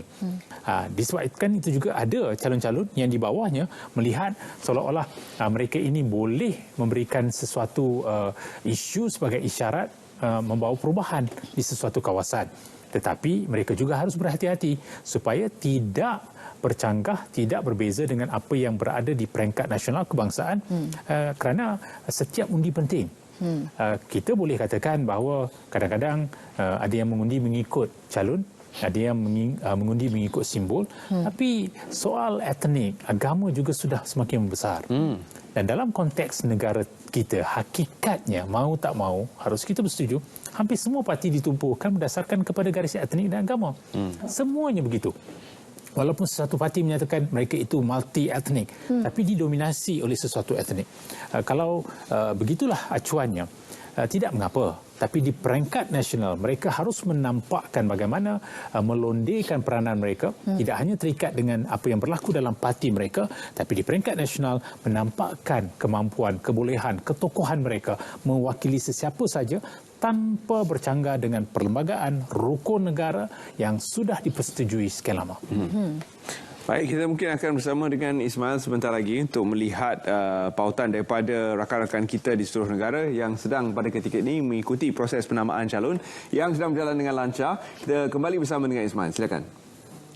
Okey, kita semakin panas untuk kita membawakan kerusi yang juga menjadi kubu kuat bagi Barisan Nasional yang mana sebelum ini disandang oleh Datuk Ahmad Jazlan Yaakob di Machang, yang mana Wan Ahmad Faisal akan mempertaruhkan nasib dan juga penyertaannya untuk bertanding di kerusi Parlimen Machang mewakili Perikatan Nasional akan menentang Datuk Ahmad Jazlan Yaakob yang juga merupakan penyandang daripada Barisan Nasional untuk kerusi di sana. Jom, apakah kita melihat perkembangan di kerusi Parlimen Machang, siapakah calon-calon yang sudah pun disahkan oleh pihak Suruhanjaya Pilihan Raya? Okey, terima kasih. Proses penamaan calon bagi PRU 15 yang bermula jam 9 pagi tadi selesai apabila kertas pencalonan ditutup pada jam 10 pagi. Jadi tempoh pengesahan daripada SPR juga telah diterima dan selesai, dan kini tiba masanya untuk kita mendengar pengisytiharan calon-calon yang bertanding bagi P029 yang akan diumumkan oleh Pegawai Pengurus Pilihan Raya Nik Muhammad Hasanuddin Nik Hussein. Bismillahirrahmanirrahim. Assalamualaikum warahmatullahi wabarakatuh. Saya Pegawai Pengurus bagi Bahagian Pilihan Raya Parlimen P029 Machang dengan ini memaklumkan telah menerima kertas penamaan calon daripada 4 orang calon bagi pemilihan ke Dewan Rakyat bagi Bahagian Pilihan Raya Parlimen P029 Machang. Mereka telah membukakan kertas-kertas penamaan mereka pada masa berikut.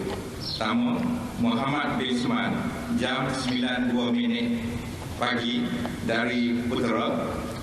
Yang kedua, Wan Ahmad Faisal bin Wan Ahmad Kamal jam 9.06 pagi dari PAS.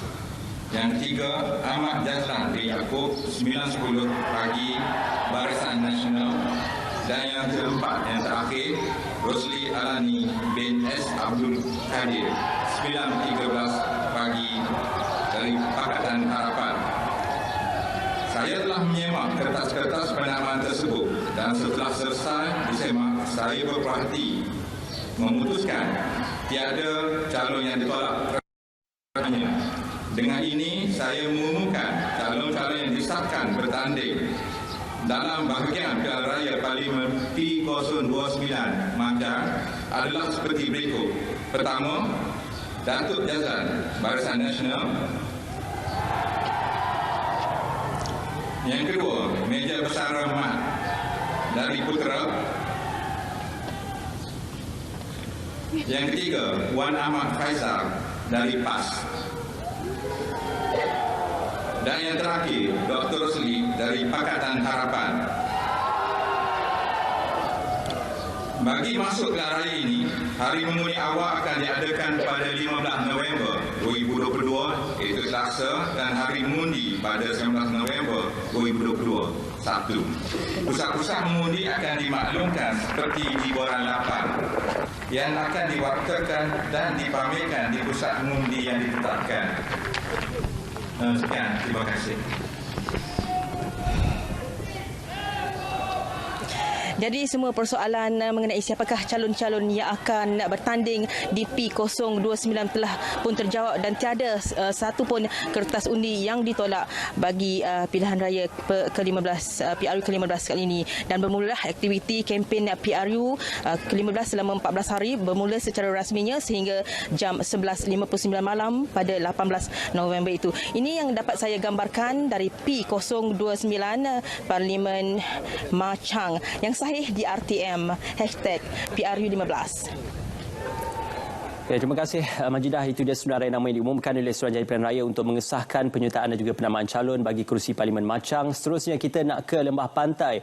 Yang menariknya Lembah Pantai difahamkan dan juga diberitakan Ketua Polis Negara Tan Sri Akrian Sani juga sudah pun melakukan tinjauan dan juga lawatan di kawasan penamaan calon Lembah Pantai disambut oleh Ketua Polis Kuala Lumpur. Dan untuk Lembah Pantai kita melihat penyandangnya YB Fahmi Fazil ataupun Fahmi Fazil akan mempertahankan kedudukannya untuk kawasan Lembah Pantai yang sebelum ini menewaskan Datuk Seri Raja Nong Chee. Apakah kejayaan bagi calon-calon yang akan bertanding untuk Lembah Pantai akan dapat diterjemahkan dalam PRU ke-15 pada kali ini? Kita dapatkan pengesahan dan juga kemas kini untuk Parlimen Lembah Pantai bersama dengan sahabat penyampai. Silakan. Terima kasih rakan di studio. Saya berada di pusat komuniti Bukit Bandar Raya, Jalan Medang Tanduk, Bukit Bandar Raya di mana telah berlangsung proses penamaan calon pilihan raya umum ke-15 untuk Parlimen P121 Lembah Pantai.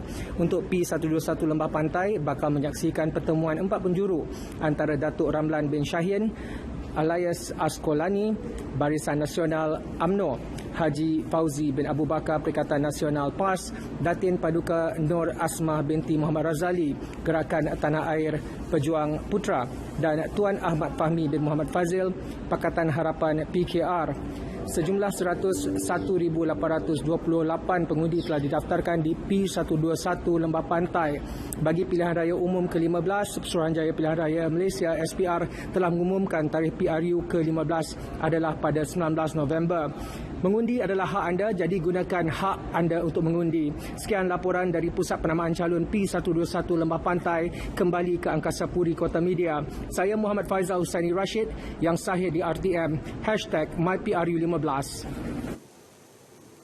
Baik, terima kasih untuk perkongsian bagi kawasan Lembah Pantai. Untuk perkongsian juga, Nurul Izzah Anwar juga pernah bertanding di Lembah Pantai. Kali ini mempertahankan kedudukannya di Permatang Pauh. Jadi untuk kita sama-sama mendapatkan apakah perkongsiannya, kita nak terus saja ke Putrajaya. Kawasan tumpuan Tengku Adnan Tengku Mansur akan bertanding di Putrajaya bersama dengan Dr. Razi Jidin dan juga merupakan Menteri Pendidikan dahulunya.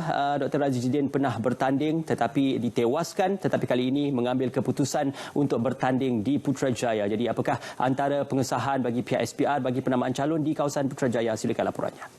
P125 Putrajaya dengan ini memaklumkan telah menerima kertas penamaan calon daripada 6 orang calon bagi pemilihan ke Dewan Rakyat bagi bahagian Parlimen P125 Putrajaya.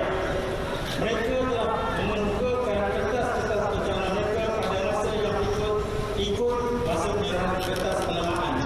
Pertama, Tengku Adnan bin Tengku Mansur dan Barisan Nasional. Kedua, Muhammad Aziz bin Majidin dari Parti Perikatan Nasional. Ketiga, Samsudin bin Muhammad Fauzi jam 9.05 dari Bebas. Lim Fisbi 9.8 Bebas. Yang kelima, Nur Aisyah Maidin binti Haji Abdul Aziz pukul 9.10 dari Parti Pakatan Harapan.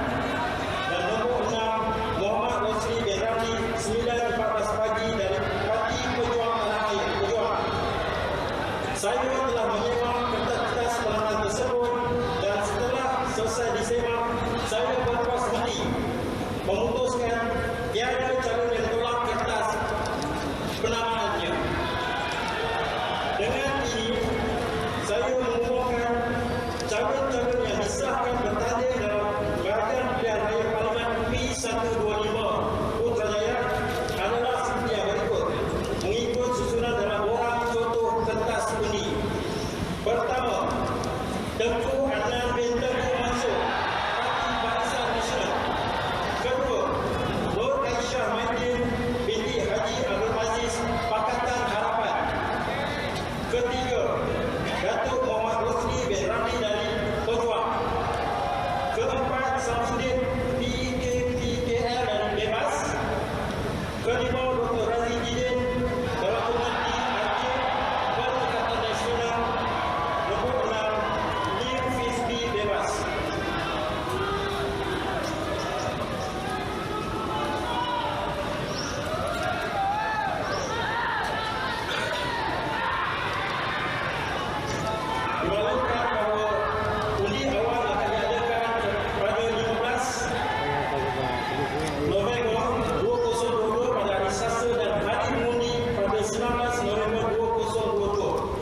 pusat-pusat mengundi akan dimaklumkan seperti di Kuala. Itu dia pengesahan pengumuman oleh pihak Suruhanjaya Pilihan Raya Tengku Adnan Tengku Mansur ataupun Datuk Seri Tengku Adnan Tengku Mansur yang sebelum ini pernah memegang penjawatan sebagai Menteri Wilayah Persekutuan, kini bertemu dan juga bersemuka dengan Datuk Dr. Razi Jidin yang memegang penjawatan sebagai Menteri Pendidikan dan juga beberapa calon yang lain yang diumumkan dan disahkan oleh pihak Suruhanjaya Pilihan Raya.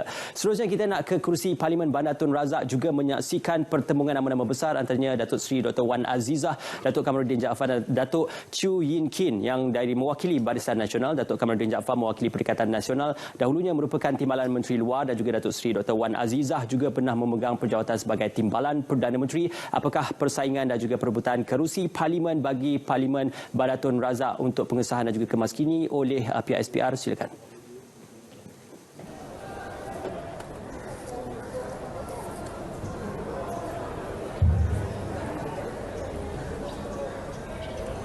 Bismillahirrahmanirrahim.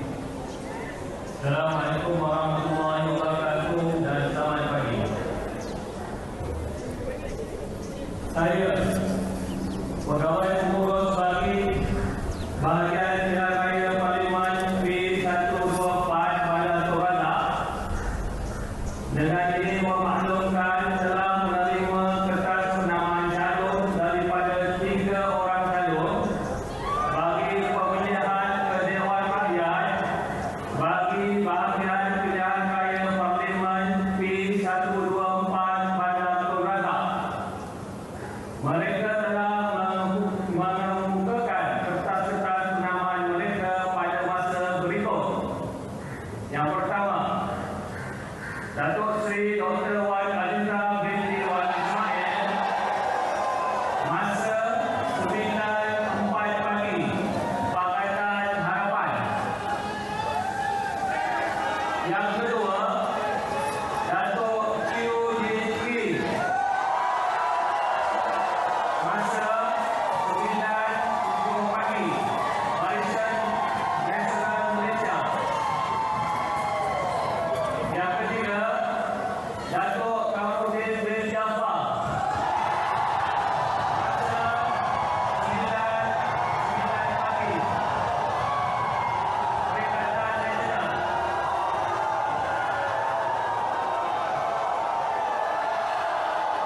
Saya telah menyimak kertas-kertas penamaan tersebut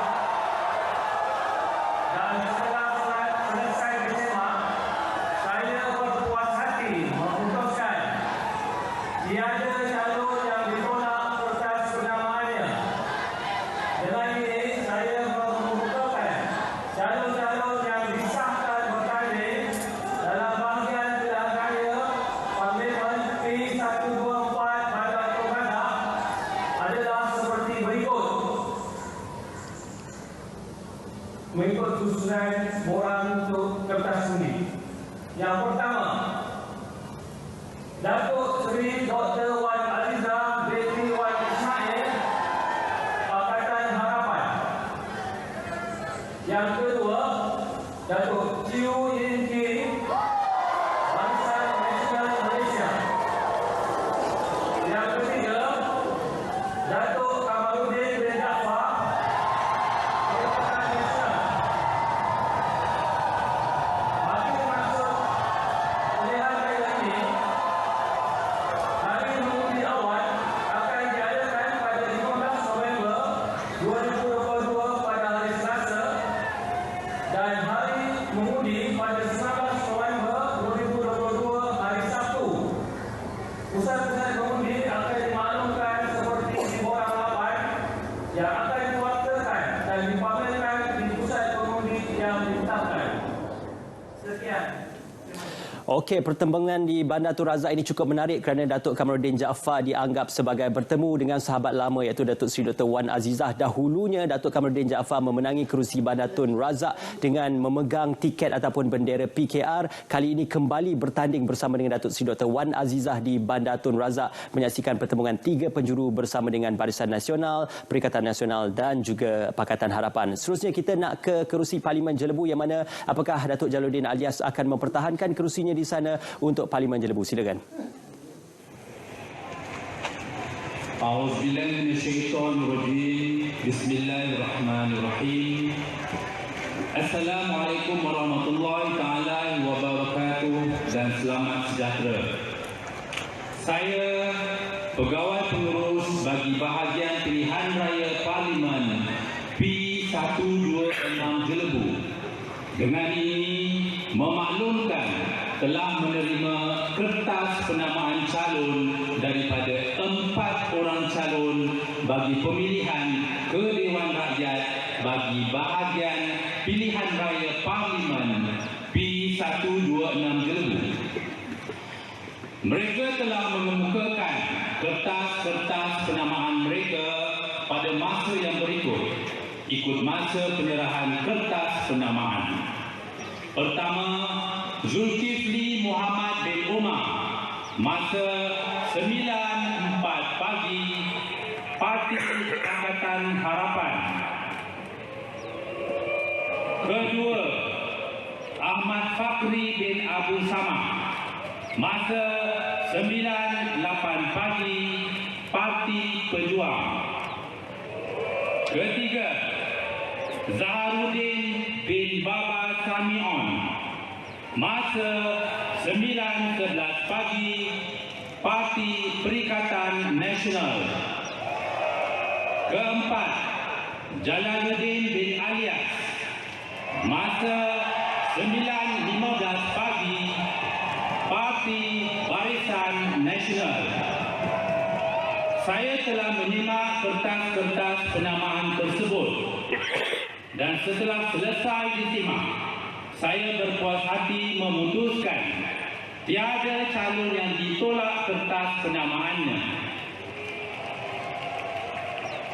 Dengan ini, saya mengumumkan calon-calon yang disahkan bertanding dalam bahagian pilihan raya Parlimen P126 Jelebu adalah seperti yang berikut, ikut susunan dalam borang contoh kertas undi.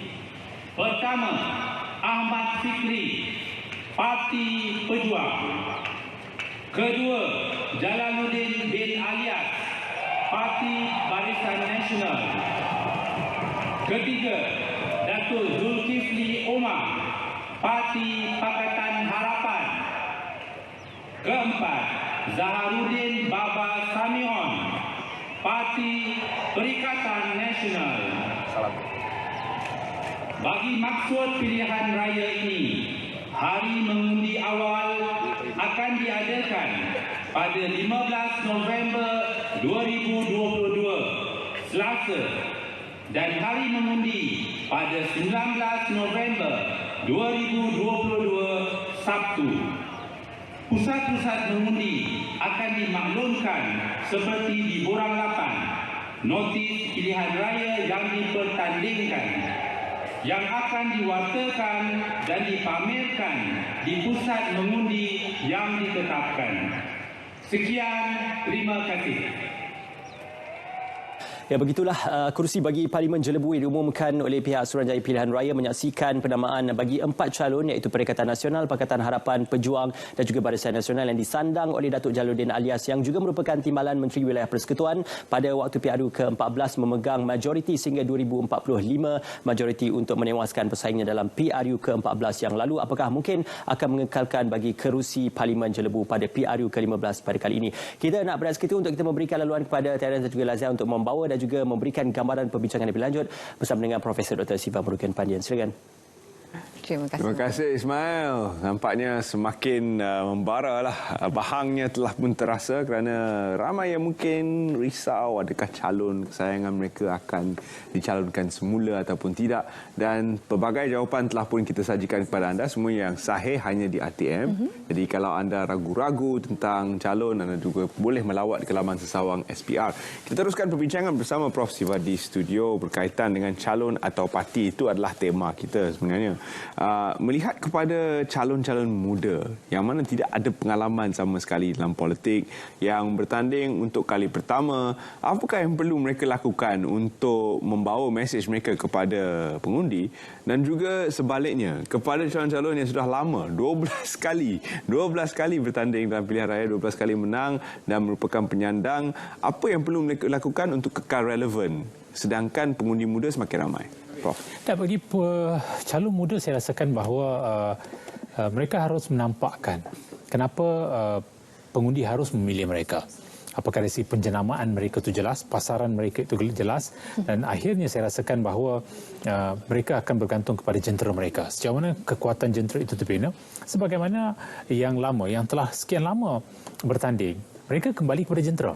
Kerana tahu mereka sudah pun membina satu hubungan di antara parti dan juga diri mereka, dan bagaimana mereka menggunakan itu sebagai aset untuk menggerakkan sokongan di peringkat akar umbi. Yang muda saya rasa isunya, dilemanya adalah bagaimana untuk membawa akar umbi menyokong mereka.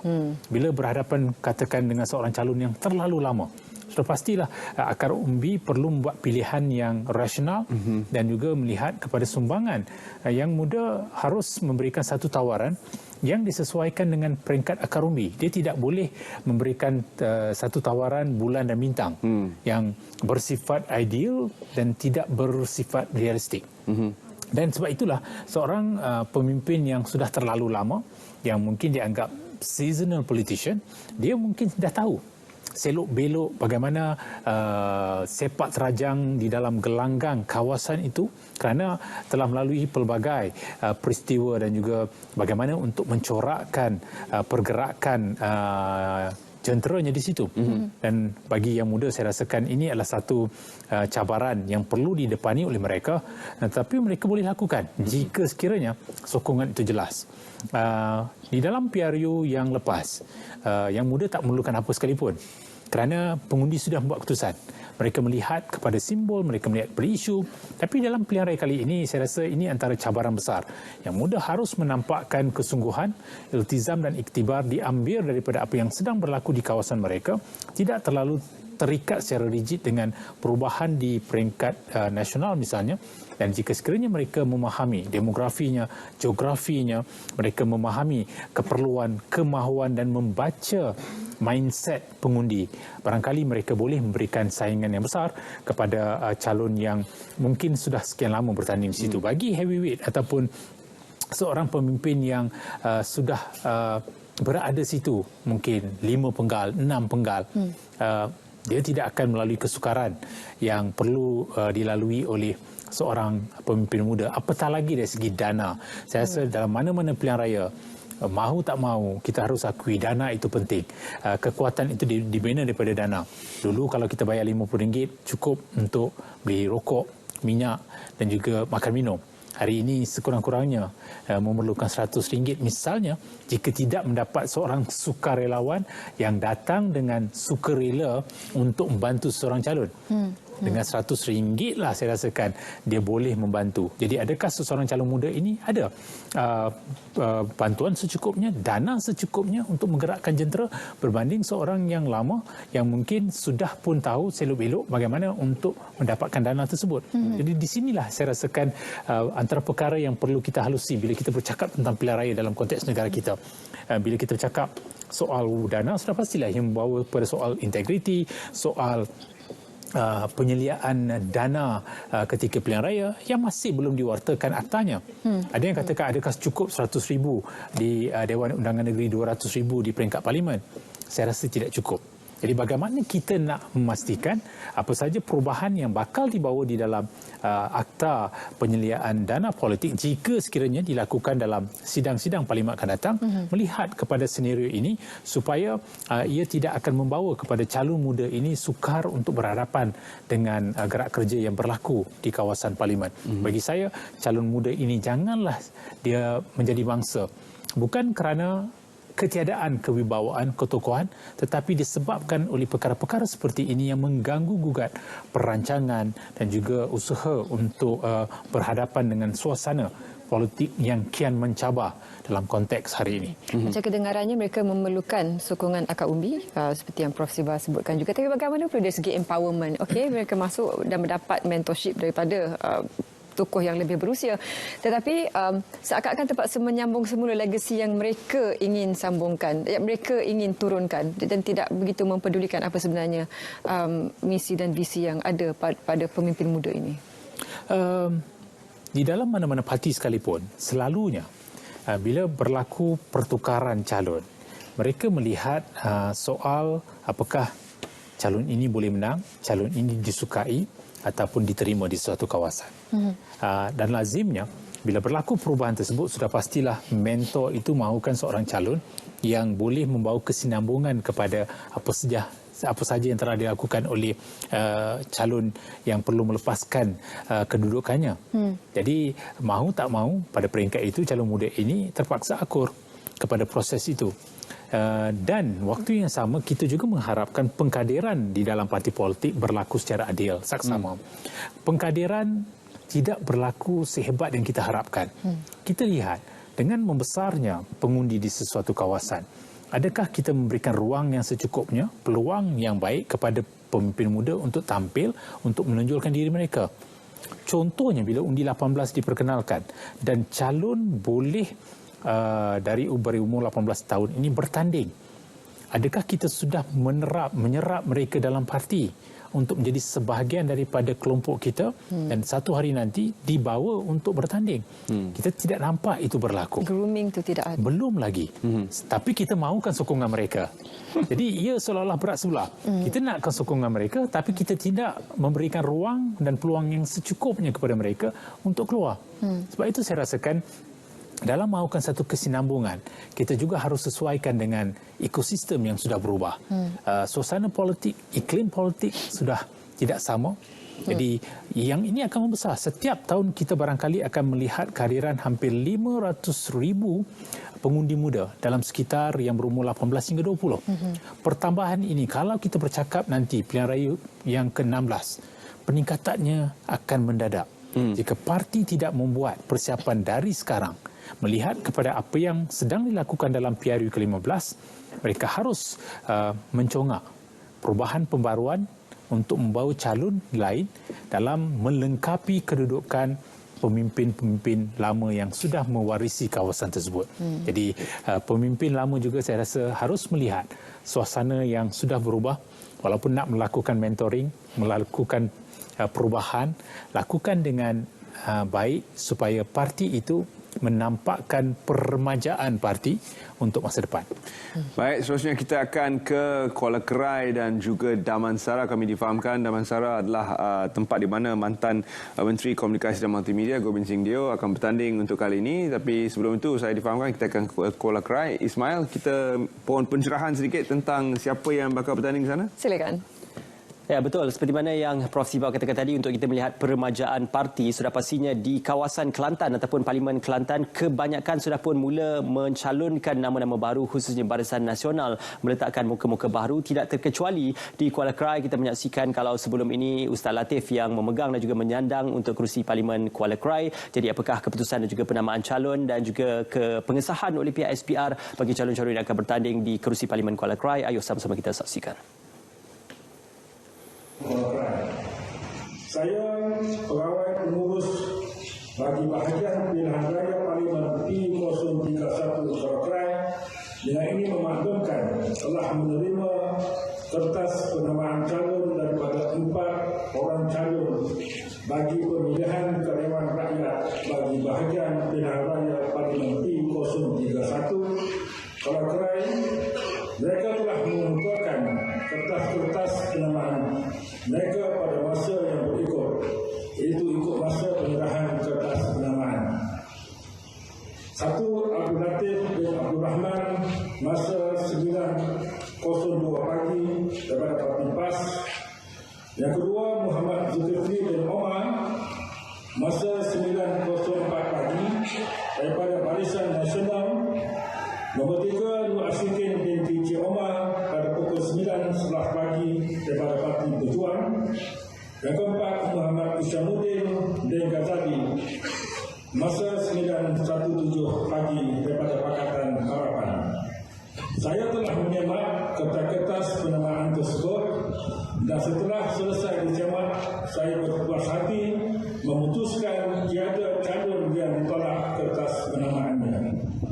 Dengan ini saya mengumumkan calon-calon yang disahkan bertanding dalam bahagian pilihan raya Parlimen P031 Kuala Krai adalah seperti berikut mengikut susunan pertama, Ustaz Latif daripada Parti PAS. Yang kedua, Zuki daripada Parti Barisan Nasional. Yang ketiga, Nur Asyikin Tutuan.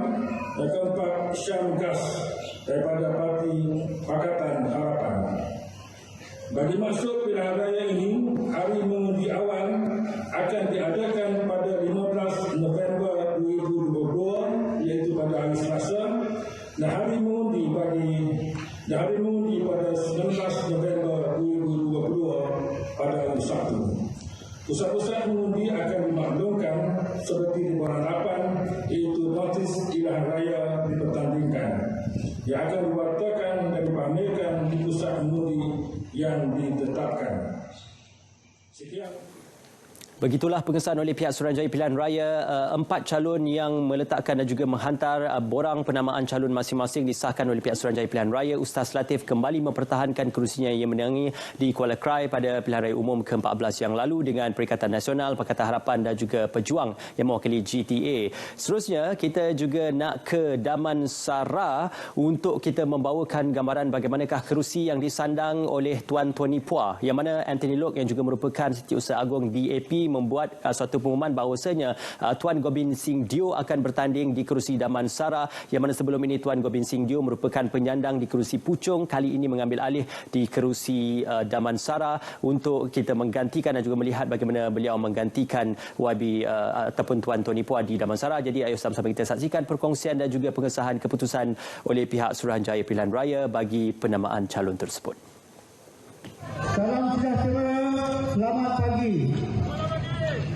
Sebagai pegawai pengurus, saya bagi pihak Suruhanjaya Pilihan Raya memaklumkan bahawa Suruhanjaya Pilihan Raya telah menerima kertas penamaan daripada 3 orang calon untuk bertanding bagi pemilihan ke Dewan Rakyat bagi bahagian Pilihan Raya Parlimen P106 Damansara. Mereka telah mengemukakan kertas-kertas penamaan mereka pada masa yang berikut. Yang pertama, Tan Gim Tuan pada pukul 9.02 pagi, Barisan Nasional. Yang kedua, Gobind Singh Deo pada pukul 9.06 pagi, Pakatan Harapan. Dan yang ketiga, Lim Si Ting pada pukul 9.08 pagi, Perikatan Nasional. Saya telah menerima dengan puas hati tiada calon yang ditolak kertas penamaannya. Dengan ini, saya mengumumkan bahawa calon-calon yang disahkan bertanding dalam bahagian Pilihan Raya Parlimen P106 Damansara adalah seperti yang berikut. Pertama, Gobind Singh Deo, Pakatan Harapan. Kedua, Lim Si Ting, Perikatan Nasional. Ketiga, Tan Gim Tuan DP, Barisan Nasional. Bagi masuk pilihan raya ini, hari mengundi awal akan diadakan pada 15 November 2022 dan hari mengundi pada 19 November 2022. Pusat-pusat mengundi akan dimaklumkan melalui borang 8, iaitu notis pilihan raya yang dipertandingkan, yang akan diwartakan dan dipamerkan di pusat mengundi yang ditetapkan. Sekian, terima kasih.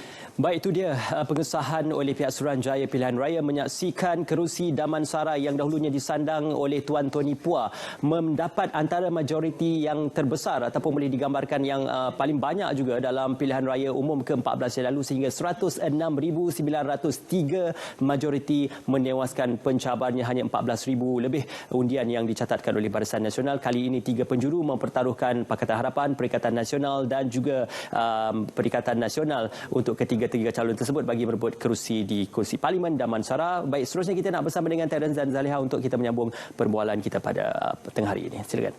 Terima kasih Ismail, dan seperti biasa pada hari ini kita tidak bertiga sahaja, bukan saja Ismail, Zaliha, saya, bukan saja Syuhada, tapi juga rakan-rakan kita Libby dan Nisa yang sedang membantu dalam penterjemahan bahasa isyarat. Jadi ingin saya bertanya kepada Prof, isu-isu berkenaan dengan golongan kurang upaya OKU ini yang diperjuangkan oleh setengah calon namun tidak menyeluruh. Pada pendapat Prof, adakah ia isu yang perlukan lebih banyak pemerhatian daripada pihak calon-calon yang bertanding? Ya, bagi saya isu orang kurang upaya harus diberikan keutamaan. Dah tiba masanya perubahan harus dilakukan. Kita harus mendekati setiap kumpulan sasar. Jangan ada kumpulan yang dibelakangkan, dipinggirkan dan memberikan keutamaan hanya kepada sesuatu kelompok. Bagi saya, perubahan yang dilakukan oleh Pakatan Harapan dengan membawa seorang calon yang dianggap dikategorikan di bawah OKU itu menampakkan perubahan, satu permulaan yang baik. Walaupun kita pernah melihat senator di Dewan Negara pernah ada yang mewakili OKU, tapi di peringkat Dewan Rakyat kita memerlukan sesiapa saja dari mana-mana latar belakang supaya kepentingan mereka itu dapat dipertahankan, dapat dihalusi, dapat diperbaiki dari segi soal kebajikan dalam memelihara kesejahteraan yang saya rasakan merupakan kesejahteraan yang harus dikongsi beramai. Tidak ada sesiapa harus didiskriminasi kerana ada perbezaan tertentu. Sedangkan perbezaan itu harus dijadikan kekuatan, baik pun dalam konteks politik kepartian. Pemimpin parti politik harus datang daripada pelbagai kumpulan yang berbeza, kategori yang berbeza, stratifikasi yang berbeza, supaya menampakkan inilah nilai kematangan yang boleh membawa negara ke hadapan. Walaupun ada sedikit kekurangan, itu tidak boleh diperlekehkan. Itu harus dianggap sebagai satu pengukuhan ke atas nilai yang mahu kita bina dalam konteks negara sejahtera, sehat, penyayang, yang saya rasakan harus menjadi tema besar selepas ini. Selepas melalui pelbagai dugaan, cabaran, keadaan yang tidak stabil, tidak menentu. Ini masanya untuk kita membawa semuanya bersama. Jadi selepas pilihan raya, kita harap akan ada pemimpin lain yang muncul yang harus jadikan sebagai teladan, idola, contoh, termasuk dalam masyarakat OKU sendiri pun, supaya menampakkan inilah pembaruan yang sedang kita lakukan dalam arena politik kita, yang sedang kita lakukan demi masa depan yang boleh menjamin kepada semua kelompok, dan kita tidak memerlukan hanya satu parti atau seorang pemimpin memperjuangkannya. Sudah tiba masanya semuanya harus bersama dalam mempertahankan soal kesaksamaan, soal membina jati diri dalam kalangan pelbagai kelompok ini. Prof, juga dibangkitkan tentang aspek cuaca, sehingga kan Jabatan Meteorologi juga terlibat lebih aktif ataupun lebih serius pada kali ini. Bagaimana pula perlu digunakan peluang ini ataupun supaya mereka yang bertanding ini memberikan perhatian yang sama, lebih ikhlas barangkali untuk mengenal pasti potensi ini akan berlaku, dan ini juga akan memberikan kesan kepada pola pengundian nanti. Ya, banjir merupakan satu yang tak dapat kita ramal. Dan walaupun dikatakan akan berlaku di penghujung bulan November, saya rasa persiapan awal harus dilakukan. Bukan sekadar ianya dipertanggungjawabkan kepada SPR untuk datang dengan plan kontingensi ataupun plan kecemasan. Parti politik, pemimpin juga harus mainkan peranan untuk memastikan apakah akan ada perancangan yang lebih besar dengan menyediakan pusat tertentu untuk membolehkan perjalanan itu licin dan lancar, tidak tergugat proses ini semata-mata kita berhadapan dengan musibah ataupun bencana yang boleh berlaku pada bila-bila masa. Malahan kita sudah melihat di beberapa buah negeri sudah pun hujan turun dengan lebat, berlaku banjir kilat dan sebagainya. Perancangan harus dilakukan lebih awal. Jangan selepas banjir baru kita merasakan kenapa kita gagal untuk menangani, kenapa kita gagal untuk melaksanakan sesuatu yang boleh dilakukan dengan baik jika ada koordinasi dengan semua pihak. Dan kita tahu dari segi guna tenaga, SPR sudah pun menggunakan terlalu ramai kali ini kerana bilangan bertambah, perbelanjaannya sudah meningkat sampai 1.2 bilion. Sudah pasti kita memerlukan sukarelawan yang lebih besar untuk menangani dan juga memastikan ianya tidak mengganggu gugat perancangan untuk mendapat keputusan yang baik. Jadi saya rasakan soal banjir ini adalah satu soal yang tidak wajar dipolitikkan. Apatah lagi sudah berlaku pembubaran, sudah ada penamaan calon, kita akan berhadapan dengan hari mengundi. Apakah persiapan dalam 14 hari ini kempennya bukan sekadar kepada kempen dasar ataupun parti politik, kempennya juga adalah untuk membawa semua pengundi keluar. Kita mahu keluar daripada kelusuan politik. Janganlah banjir ini menjadi salah satu alasan untuk mempengaruhi dan menjadi penanda aras kepada soal kelusuan politik. Kita nak membolehkan pengundi keluar, dan jangan pula mereka katakan disebabkan banjir, hujan, apa perlu kita keluar pun tak berubah, keputusannya tetap sama. Saya rasakan kita harus menjalankan tanggungjawab kita dengan baik. Jadi pemimpin ketika keluar berkempen juga perlu menarik sokongan dan juga memastikan pengundi mereka keluar secara beramai-ramai. Tetapi tidak perlu berkempen dengan meletakkan wajah masing-masing di atas pek makanan. Pek makanan, payung akan berlaku juga. Itu banjir atau tak banjir akan berlaku juga. Prof, apa yang akan berlaku seterusnya adalah proses kempen yang akan kita lihat selama 2 minggu. Apakah yang Prof ingin lihat dari segi mesej kempen itu sendiri? Kerana kita sedar dalam tempoh berkempen tu akan ada isu-isu berkenaan dengan kaum, isu-isu berkenaan dengan agama yang sememangnya kita tak mahu lihat tapi akan ada dicetuskan. Apakah mesej Prof kepada pengundi supaya sedar dengan mesej-mesej yang polemik ini yang akan sentiasa diguna pakai oleh pihak-pihak yang tidak bertanggungjawab, dan mesej Prof kepada calon-calon yang bertanding nanti?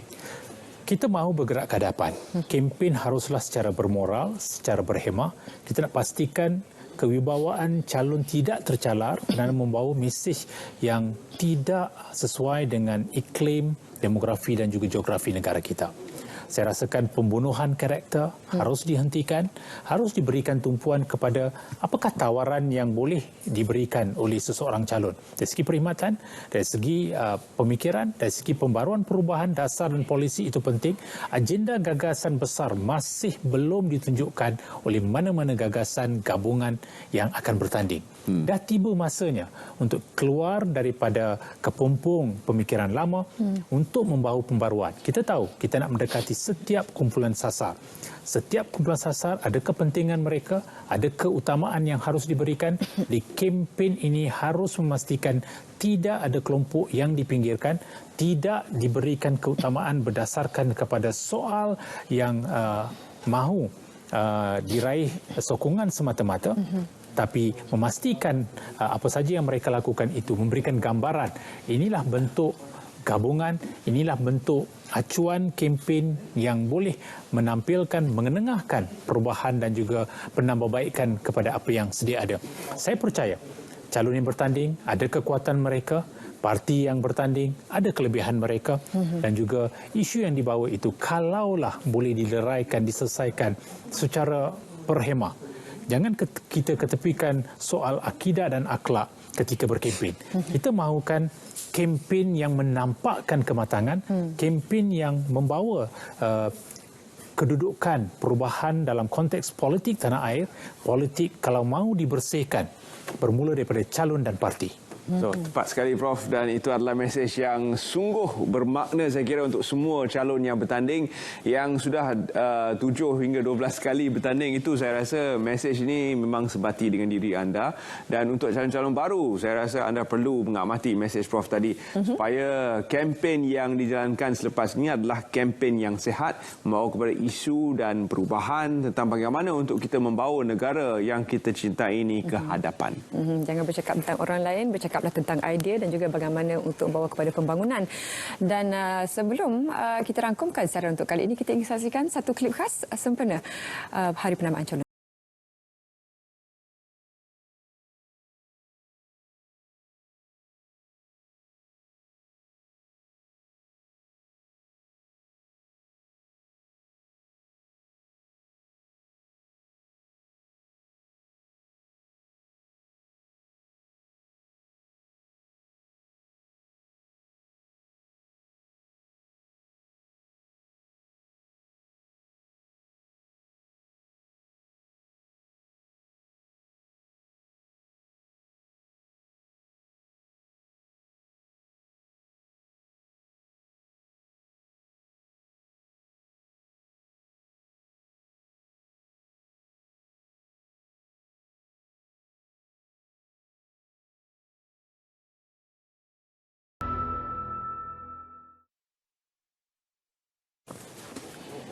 Okey, itulah dia. Kita sudah pun mengakhiri bagi grandstand khas penamaan calon PRU ke-15. Prof, mengundi di mana nanti? Saya di Tanjung Malim. Di Tanjung Malim. Jadi air ke ayak? Air. Itu yang paling tepat jawapan yang kita nantikan. InsyaAllah selamat mengundi ya, Prof. Pandai menjerat, Mak. Selamat mengundi kepada anda. Selamat berkempen kepada calon-calon yang bakal bertanding nanti. Dan kita harapkan bahawa kerajaan yang akan tertubuh di akhir proses ini akan mendapat mandat yang kuat untuk memimpin kita ke hadapan.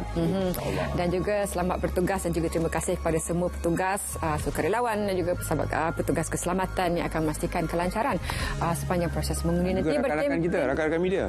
Nak juga. Mesti kena. Sebab dia orang pegang mic dari pagi sampai ke petang. Betul. Dan bagi pihak kami, terima kasih kerana menyaksikan program ini dan terus menonton TV1 untuk program yang lebih hebat selepas ini. InsyaAllah. Jangan lupa untuk semak daftar memilih anda bagi perkongsian MySemak SPR untuk memastikan kawasan yang anda duduki dan juga kawasan yang layak anda mengundi dengan hashtag MyPRU15 untuk sama-sama kita kongsikan, kita semarakkan bagi pilihan raya umum ke-15. Dengan itu saya Ismail Adnan. Saya Terence Das. Dan saya Zalah Kadir Ismail. Terima kasih Prof kerana sudi bersama kami. Kita jumpa lagi untuk siaran seterusnya. Assalamualaikum. Rapatkan jurang satukan tekad azam untuk Malaysia. Ayo kita bersama bangunkan semula. Rapatkan hatimu, hapuskanlah kebencian. Ayo kita zahirkan impian bersama, menjunjung semangat yang bernama keluarga Malaysia.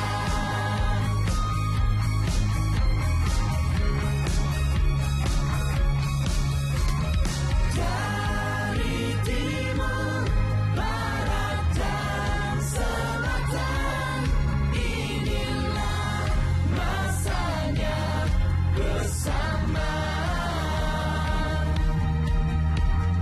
Ayo kita terti menuding menyala, tegaskan niatmu, sempurnakan keazaman. Hanya kita, rakyat berbagai bangsa, mampu membangunkan, membentukkan arah untuk Malaysia. Ayo kita bersama bangunkan semula. Rapatkan hatimu, hapuskanlah kebencian.